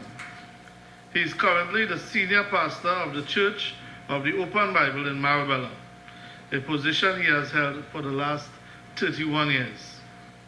Brother Andy and his wife Anne-Marie will celebrate their 40th wedding anniversary on July the 26th, the Lord's willing. They have 4 children, Anderson, Alyssa, Arland, and Andrea, and 4 children-in-law, Josanne, Hugh, Denise, and Akil. They are also the proud grandparents of Harmony, Houston, and Eden. Your Worship, Dr. Homer is here today, along with his spouse, So, Mrs. Homer. we have the mic, the hand mic. Hand mic.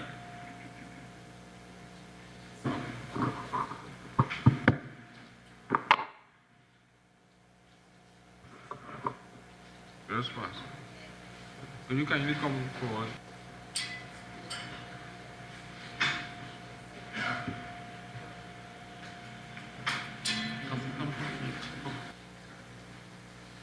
His Worship,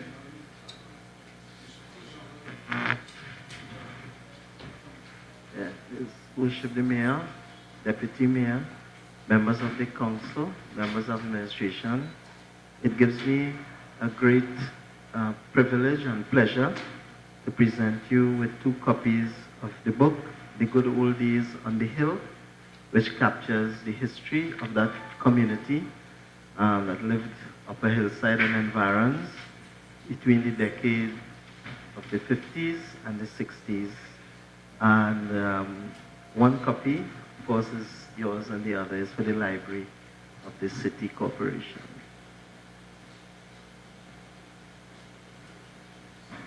Okay, and Chief CEO, it is indeed a pleasure to present you with these 2 copies. Thank you.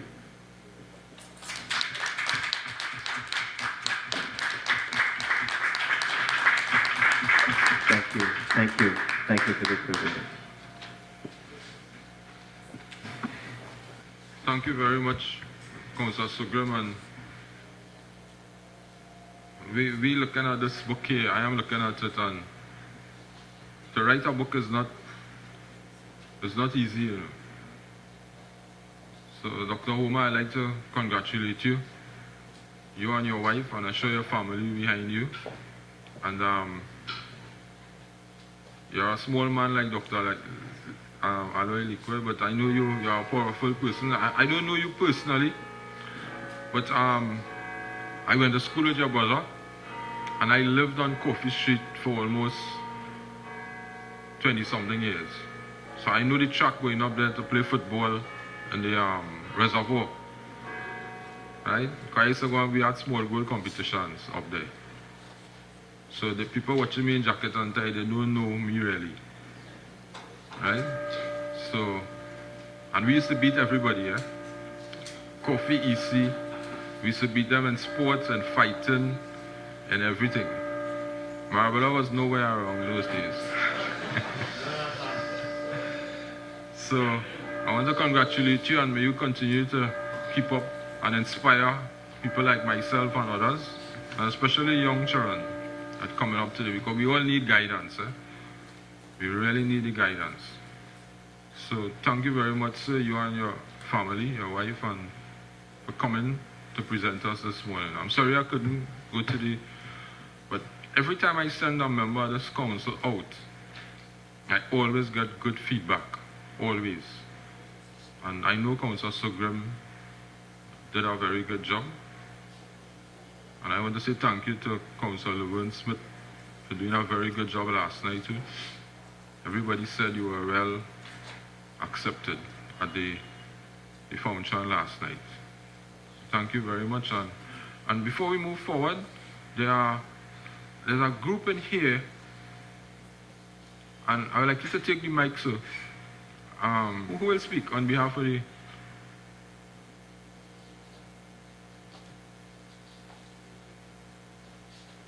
Now these meetings is not allowed for the members of the public, and I want to create, at least for myself, because last week on the promenade Tuesday, somebody carried on about me and said I am not doing nothing to the members of the public, and they started to carry on, and if they got a chance, they might want to fight.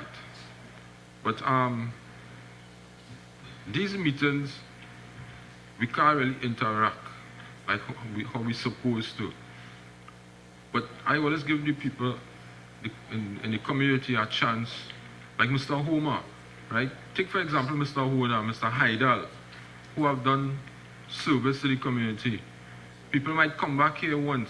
The deputy mayor, right, who has done a lot for culture in San Fernando. We must recognize, I mean, all of us in our own rights, we must recognize them. Don't just take it for granted. And don't feel we're better than everybody else, because we are not better. None of us are perfect. Right? And I recognize this group call themselves, what's it? Look, the mic is there.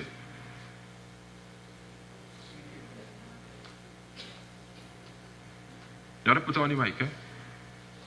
Committee, Warao Nation, the Warao Nation of Trinidad. Warao Nation of Trinidad, but you're particularly dealing with San Fernando Hill. Yes, we are. Or Right. should I correct you, Mr. Mayor? Yeah, correct me, please. The Nabarima Hill. N-A-B, not Naparima, but Nabarima Hill. Nabarima Hill. Yes. Right, and you have a history. Yes. Right. The people don't know you and know of you or your group in San Fernando. We have just started, we don't call ourselves a group, we call ourselves a band. No, not carnival band, of course. Right. Right? We are the first people of Trinidad and, well, let me say Trinidad, right? I don't know much about Tobago. We are the first people. As a matter of fact, somebody who is a first people has spoken to you a while ago, that is Robert Sanoa. And Naigam Joseph, he didn't know it, but he is first people as well. He said he knows it. What's this? He said he knows that. Right. And we are not recognized in our country. We are not recognized in San Fernando, which is our city. And the Navarima Hill, which is the holy shrine of the South Americas, we are not even recognized there. As a matter of fact, quarrying had stopped in the mid-70s. But then still they are quarrying. Well, I think we had a discussion with that, Yeah. Mr. Mayor. Yeah. And it is so disrespectful. I even went and say, well, I don't think I'll go there as yet. But we are here to have something continue that used to be going on in the days of James Liwa and these guys. The preservation of San Fernando Hill or Navarima Hill. There's so much disrespect on that hill right now that even the mayor is disturbed about it. You see, the hill, Nabarima Hill in San Fernando, is San Fernando itself. Without the hill, we have no San Fernando. Because the hill starts from the sea. But San Fernando is a hill. It is not a hill on flat land. It is a hill. The hill starts from the sea, the Gulf of Paria, and then goes up. Because if you go to the wharf and you look up to the hill, you will see the terrain, how it goes right up to the hill. And it goes right back down to the bypass area. That is where the hill is. The hill is not just that. The hill is our life. The hill is the history, the complete history, the true history of San Fernando.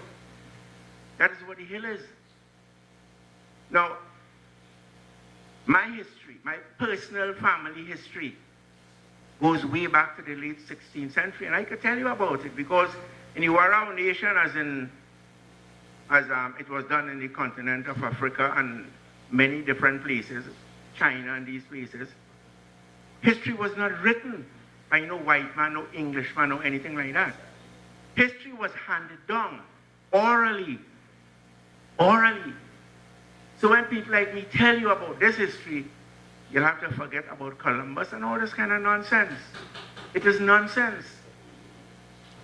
What they have done, they have come and they have committed genocide against the peoples of the world. Genocide. And the first place they started is here. Right here. You see, I was talking to a family Chief, a couple of... I wanted to recognize you all and I want you all to do something for San Fernando. Yes, yes. I remember I told you I that. think I went over. Right. You all have a committee. Yes. You all have a ban, you say, right? Yes. Right. You all meet and so on? Yes, we do. Right. We do. The Elders Council, the General Elders Council, we meet. But I mean, this is history in San Fernando. Yes. I have not seen it in the book. You will never see that. No, but you need to be recognized. Yes, and this is what we are on the road to do right now. For example, yes. Excuse me, I'm sorry, Mr. Mayor, and ladies and gentlemen of the council, but our research officer of the Warao Nation, Professor Colin Harris, he's a lecturer of the University of the West Indies and of the University of Trinidad and Tobago, UTT. Is UTT, right? UTT. Yeah, I met Professor Right. Harris, yes. And we had a discussion about, forming a committee, and we was in agreement with you that we should have 2 councillors of the San Fernando City Council, the members of that committee, totally. And immediately I thought about Naigam Joseph as one of the committee, right? Because he is of the First People blood, right? He is of the First People blood. And as we discussed that, that the council have no say on the hill. And I think we could make that happen. We could make that happen. Working in unison with the San Fernando City Council and the Warao Nation, we will be able to get something happen. Yes. Something must happen. That's all. Mr. CEO, I mean, we recognized this point when we came in. And this is San Fernando, and we don't have a say with San Fernando Hill. There's a hill committee, and we don't have a say. You know, much people call to my office to ask to get the hill rented, but we don't have a say. And that can't work. And the latest things are happening in San. So we must, the deputy mayor is now telling me, I remember, we asked to be on that hill committee. So how we could be the custodians of the people of San Fernando and we don't have a say on San Fernando Hill? This is craziness. You know the latest?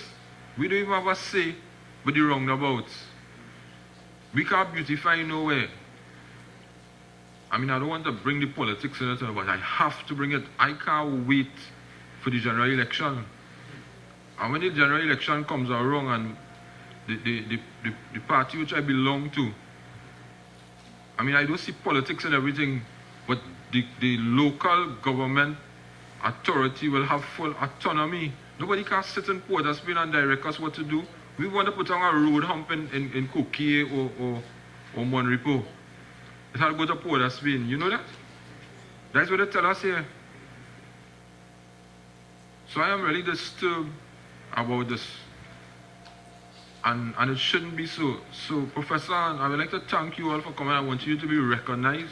Professor, you want to say anything? Because I have to close off now. And Deputy Mayor, this should be to the school children and so on, because you all have history. We have been doing the research in the Warao community for about 4.5 years. How much years? 4.5. In 2007, the United Nations made a declaration on indigenous people. There are 20 million indigenous people in South America alone. And Trinidad has been always a part of South America. As you know, it was part of the Venezuelan continent before the ice melted and broke away Trinidad and made it an island. Before Trinidad got a name, it was called Bird Island by the Warao people, who represented it. It's about a little over 1 million people in Venezuela today. Some of us are pure indigenous, others are mixed. They call them Warhoons. They call them different names, but the real name is Waraho. And the name Warahoon is not the name of a people, but it's a language. So I greet you all in our name. Secondly, the research is continuing, and the book you talk about will be available soon. It's going to be encyclopedic. It's going to have information we are getting from the Ministry of Indigenous People in Venezuela. I'm working through UE, and I also teach at the university in Caracas, so I have a lot of my students working there. we're going to be able to put this book together and then break it up into sub-clauses. In other words, history, religion, music, art, etc., which will then go to the schools to be taught to the younger people. Okay? We have people from NALIS who are ready to distribute the book when it's ready. So me and my team are working on that. We have started an organization called the Navajo Research Institute, which I am the director of. I'm working with 11 people in Venezuela and about 3 or 4 here. Mr. Tang is the chairman of the San Fernando Committee, and we are very happy that you guys would assist us in getting the history of the Hill correct. Yes. There are a lot of things about the Hill. I have written you a document, so when you have time, if you appreciate if you can look at it, maybe distribute it to your members so they will know the true history of the Hill. All right? It goes on to a lot more that meets the eye. So one of the problems the Navajo people in this country have been having is to go to the Hill on what they call the last moon of the lunar. That is the final quarter, to do prayer. Or when they go there, the security guards run them and tell them they have a wedding here, you can't go here. One time the police did it when they have some, I think it was fireworks or something like that. That's disrespect. Yes, but you see, they don't know, so you can't blame them for not knowing. I want to say that I appreciate what you've said, to get a committee to combine with yourself and some people of this council to stand up and look after the integrity of the Hill. No more mining, no more destruction and everything. At the bottom of the Hill is a natural aquifer. It's the only natural aquifer in the southern Caribbean. That is, the Hill acts as a sieve, and the water goes through there and forms what is known as holy water below there. It's untouched by human beings. And the shamans, the men of our group, used to use that in cleansing rituals. It's what Wassa is now mining. You see, there's a lot of the Hill that a lot of people don't know. But I've given you the document here, so you'll be able to find out what it is.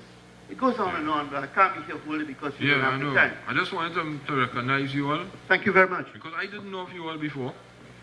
And you all meant, you all are doing, you're doing what you all doing there.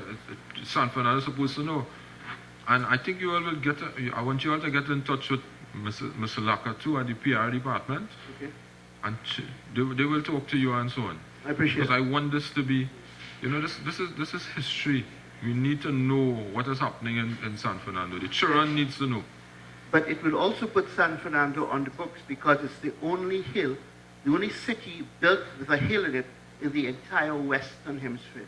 No other city from Alaska to Chile has any city with a hill in the middle of it that is used as a spiritual thing. No other country. And Alaska is full of hills. And there are hills all over Venezuela, but this is the only city where there's a hill in the middle of it and the city is wrapped around it in the whole Western Hemisphere. And that's not known to anybody except our people. But now, hopefully, with your help and your committee's help, everybody else will know. It will put San Fernando on the books of history. And I'm going to do a whole article on that hill in my book when it gets released. You must do a media release when you do that. I appreciate that. Yeah. And you could use the council chamber here. We will give it to you to do your media release. Well, thank you very much. We appreciate that. It's 190,000 of us, and you'll be from time off. 190,000? 190,000, yeah. Between Cedrus and Rio Claro, we have bands or groups or committee management systems. We have in Matura. Just yesterday, I had a discussion with some people in Lupino, and they are getting that ready. And then the next one is down in Chagaramas, which will include Chagaramas and Maracas. So 190,000 people? 190,000. Including Council and Ivan Joseph.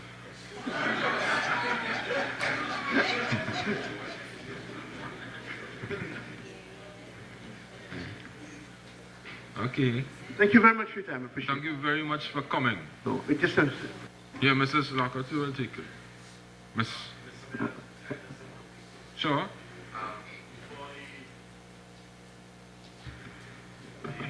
Music chamber, in a function that we had in the City Hall auditorium last 50-week celebrations, we had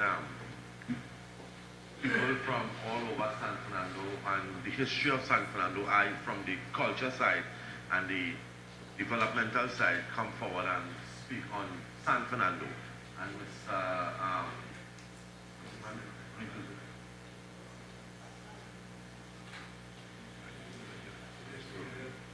a historian. Yeah. But he came and he gave us a little history of San Fernando, and he told us about the tribe and stuff.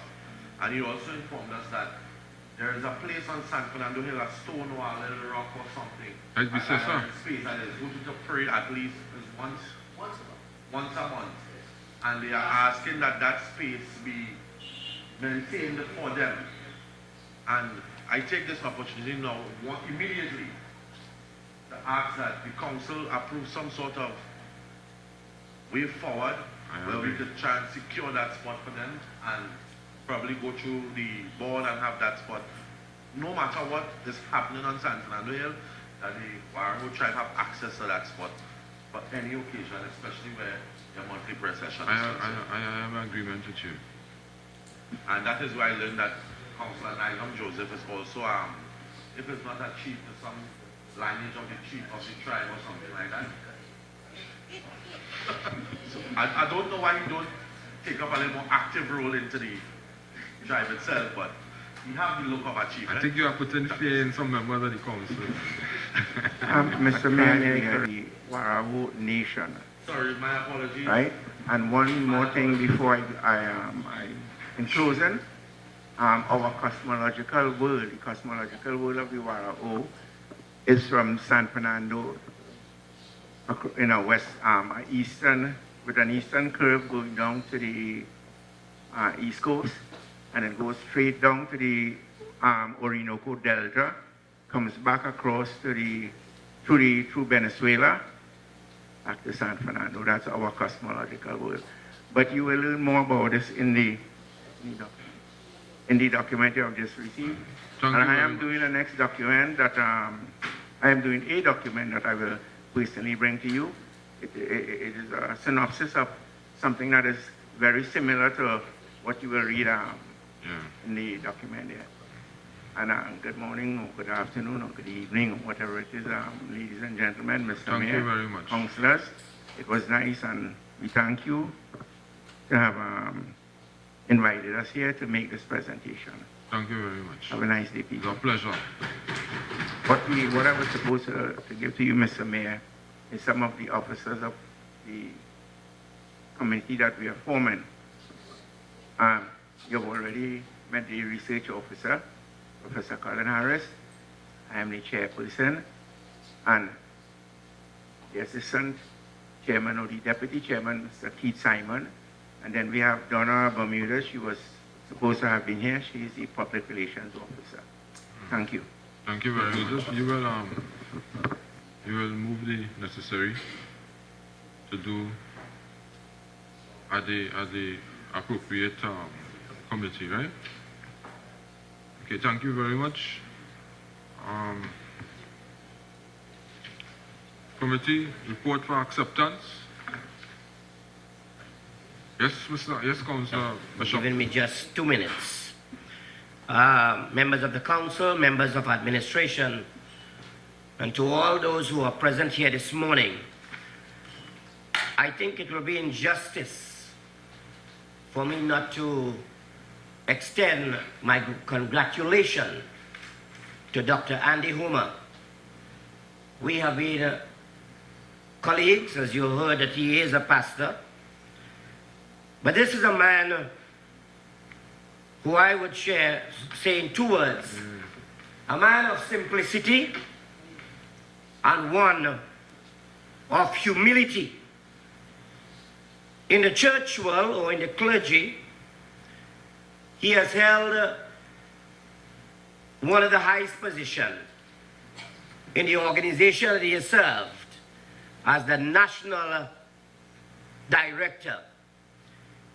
I have known both Dr. Andy and his charming wife for well over 40 years. And I don't think it would have been fitting of me to sit here and say nothing at all. So thank you, Your Worship, and I want to say congratulations to both Dr. Andy and his loving wife, and at the same time, I would like to let you know, both of them taught me at high school. Dr. Anthony, judgment. So thank you very much, Bishop Janki. And we move to the closing of the statutory reports for acceptance, finance. Your Worship, members of administration, members of council, I would like to move for the acceptance for the report of finance, plan and allocation of resources for the meetings held on the 27th of January, 3rd of February, and 17th of February 2015. Thank you. Honorable Hayes, 2 seconds. All in favor? Any against? The ayes have it. Physical infrastructure. Beg for the acceptance of the physical infrastructure and transport report meeting held on the 3rd of March, 2015. Thank you.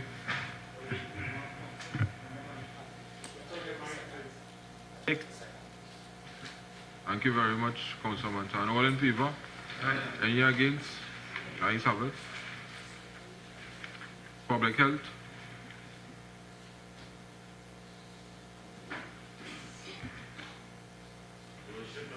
Members of the administration, I rise for the acceptance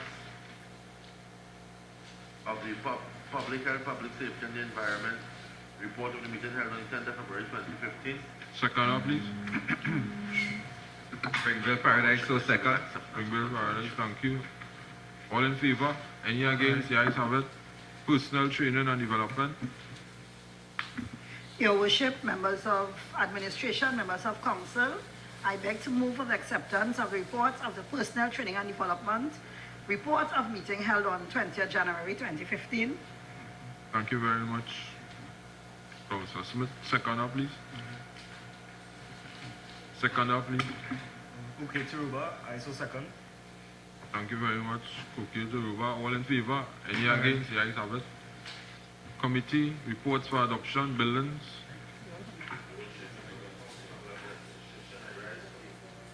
I rise for the adoption of the buildings, urban plan and development report held on the 10th of February 2015. Second, please. Member of Marbella, South Visabella, I beg to second. Thank you very much, Marbella, South Visabella. All in favor? Any against? The ayes have it. Community policing and security. Your Worship, members of council, members of the administration, I rise for the adoption of the community policing and security report held on February 20, on the, it doesn't have a date here, but she was the 10th of February 2015. Thank you very much, Councillor Moripo. Second, please. Second. Springville Paradise, so second. Thank you very much, Springville Paradise. All in favor? Any against? The ayes have it. Disaster. Preparedness. Your Worship, member of the council, member of administration, I rise for the adoption of disaster preparedness and management report of meeting held on 10th February 2015. Thank you. Thank you very much. There's a four. Second, please. So second. Second by Councillor Smith. All in favor? Any against? The ayes have it. General purposes. Your Worship, members of council, members of administration, I rise for the adoption of the General Purposes Committee report held on the 3rd of February 2015. Thank you very much. Seconds. Second by Councillor.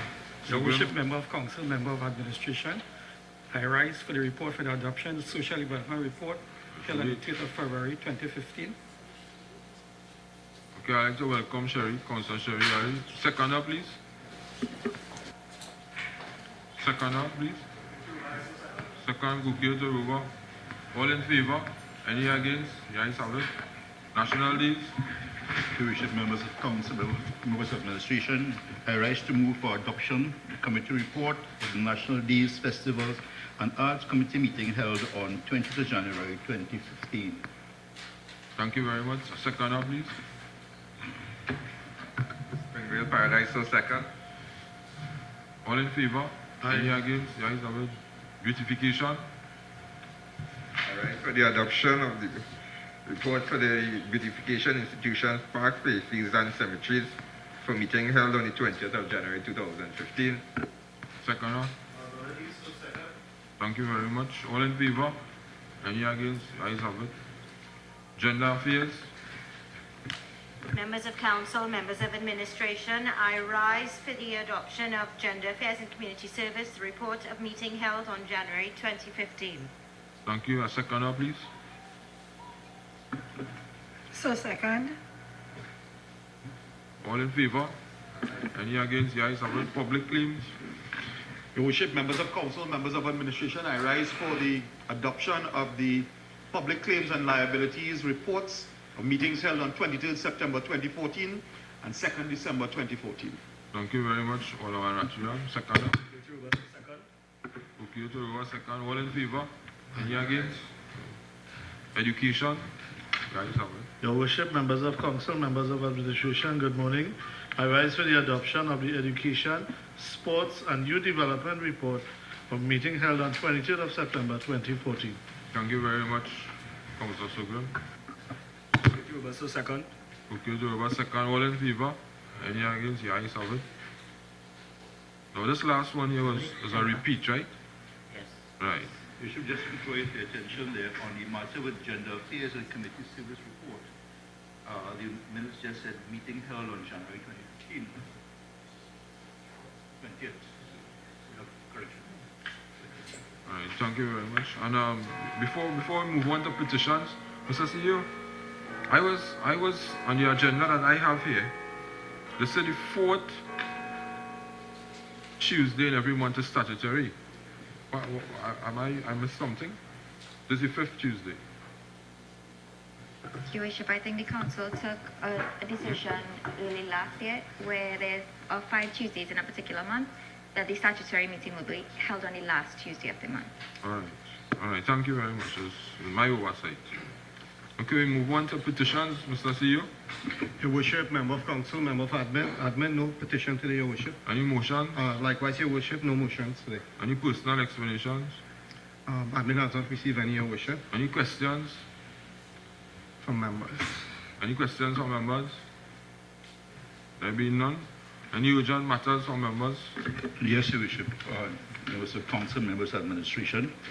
I rise today because I am looking at our term in office and we are at the halfway stage of our mission to complete our term in office.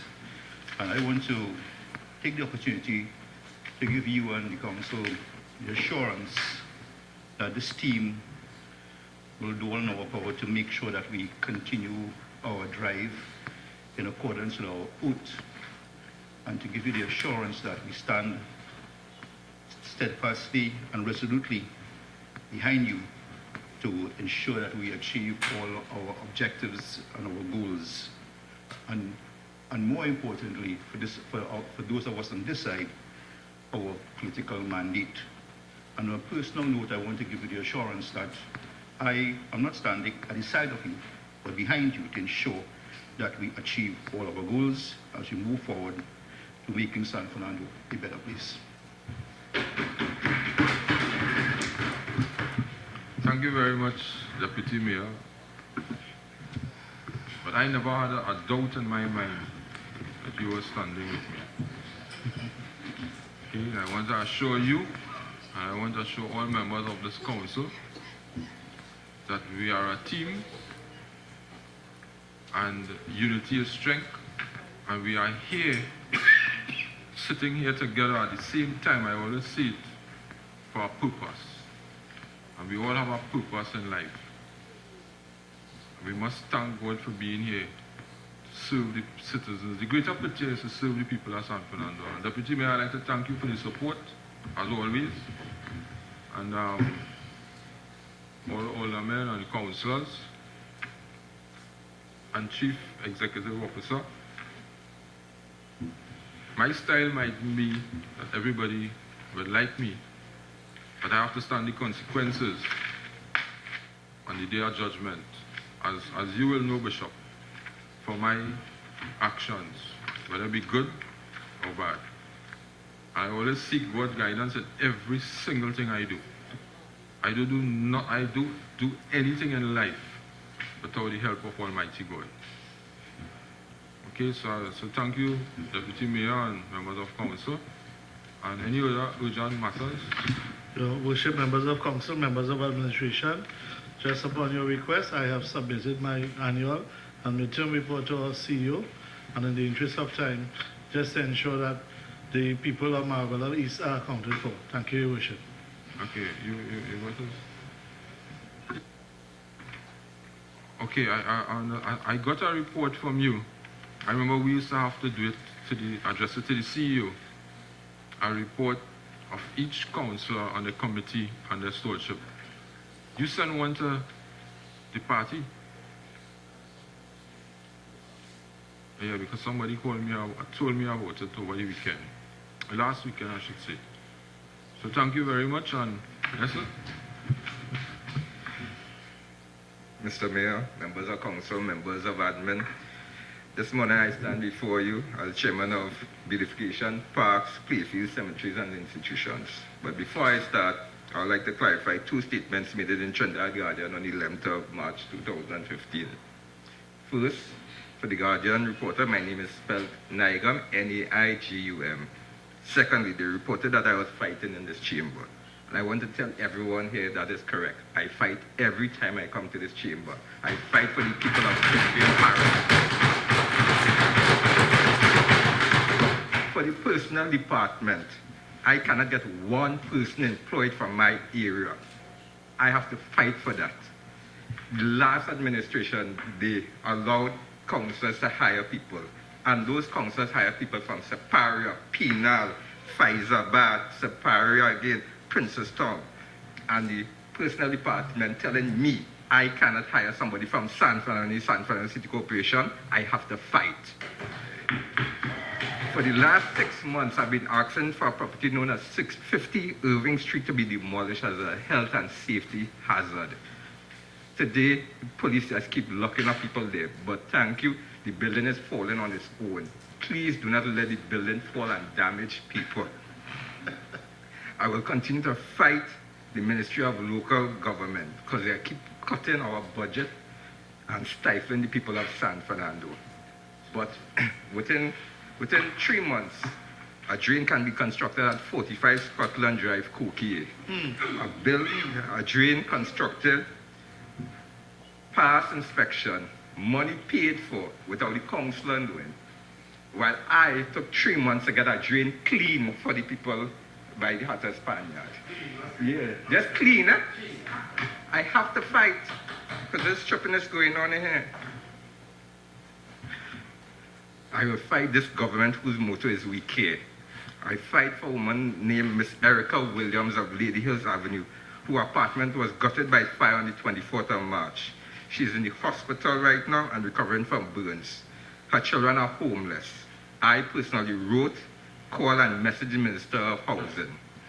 I visited the Member of Parliament, Ms. Carolyn Prasad Bechan, and this caring government has not responded as yet. I have to continue to fight for these people. I fight for injustice. According to the Newsday article on 4th of July 2014, SIS and its subsidiaries have received over $2 billion in government contracts. What is the figure now in 2015? And what is the San Fernando City Corporation allocation? Over $2 billion. I am sure in our term here, we will not see $2 billion. One company getting over $2 billion, and San Fernando East, San Fernando West, and Point Claire receiving not even half of that. Shame, shame. We have two cities in Trinidad, Port of Spain and San Fernando. You know the larger city? Which city has the larger population? Shame. This UNC-led People Partnership government has done nothing for the people of Springville Paradise. In 2010, when they changed government, we had a community center building, a beautiful community center with car park. 2009. And this government just stopped it for no reason. And people ask why I fight. I fight for the people of Springville Paradise. I know I don't have to talk for my political leader because he can fight for himself, but I have to put in my 2 cents. When he spoke about dog and cat, I was upset. I was upset because he didn't talk about the other favorite animal, the gray goose, that in that in all their all the women groups, religious groups, and youth groups,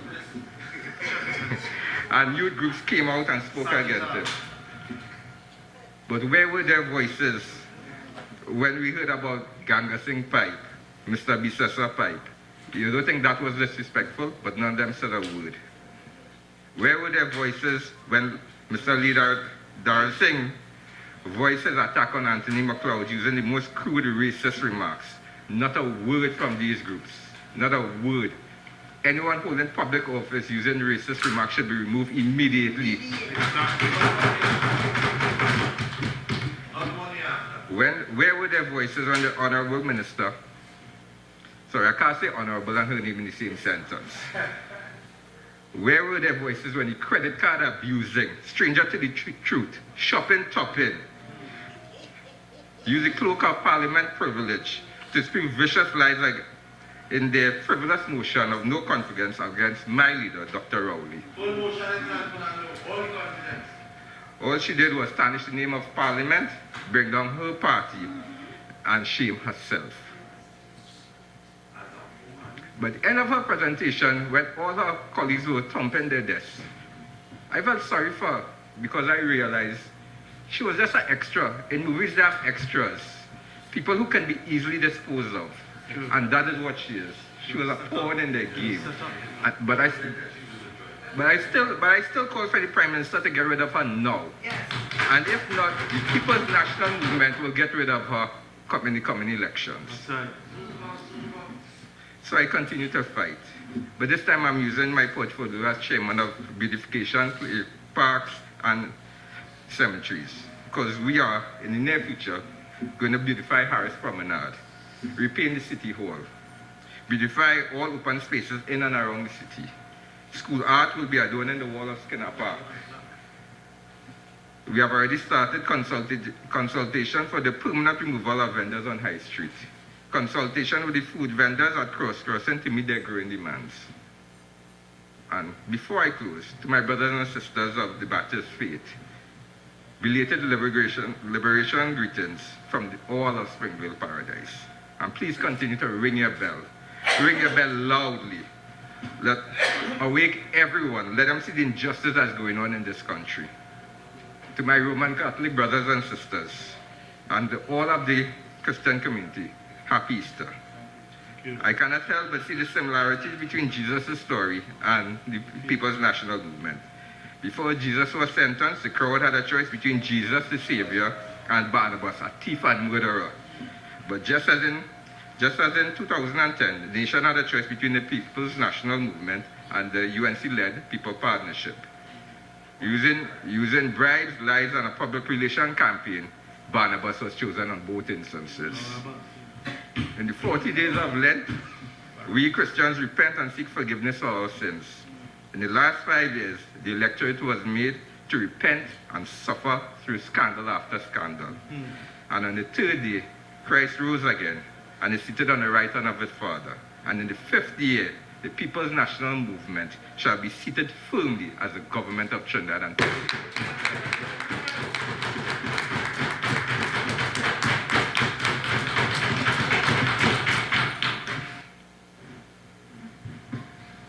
Acknowledge all that you have said, and I want you to keep on fighting. Thank you. And that's what we're here for.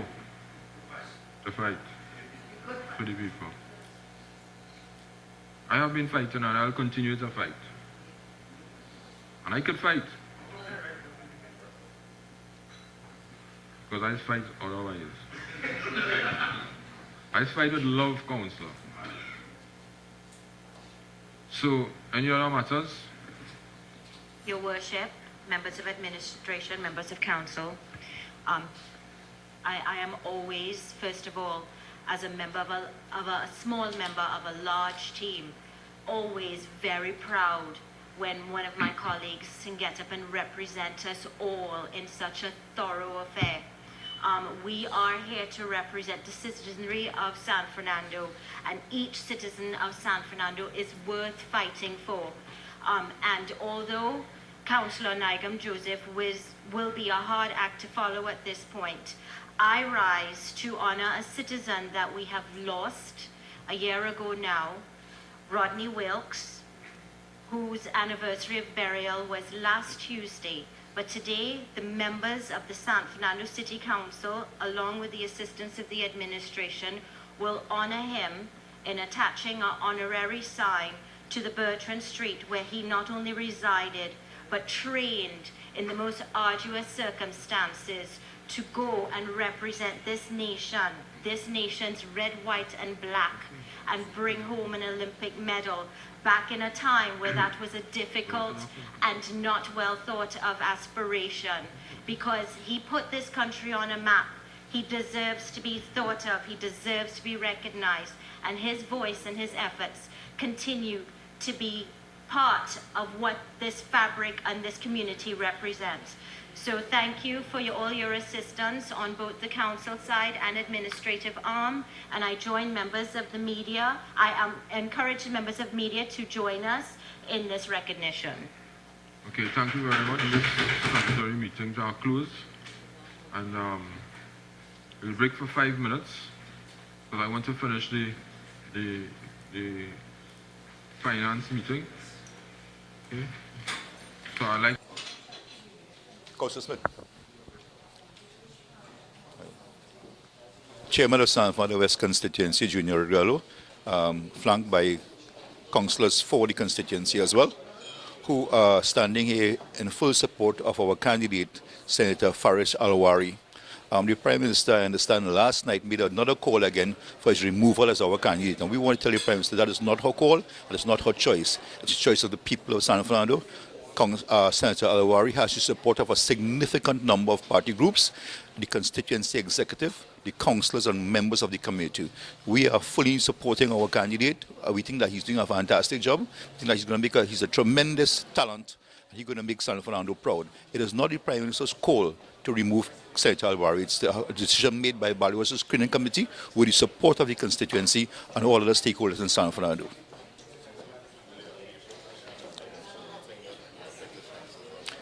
I don't think so. He's tremendously popular, and as a matter of fact, that attack on him is making him more popular because people understand that something is wrong. That's why they're attacking him. And there is a move to target Dr. Rowley and Senator Alwari, and that's not going to happen. We're not going to allow that. We're not going to allow that.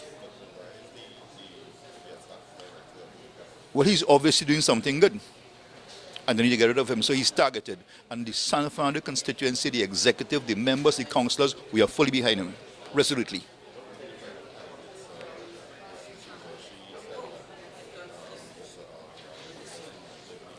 Mr. Senator Alwari was born in San Fernando. He grew up in San Fernando. His family house is in San Fernando. He's always in San Fernando. He's in San Fernando every weekend. He's walking the terrain, walking the constituency, and with the support of the executive and the councillors and all other stakeholders.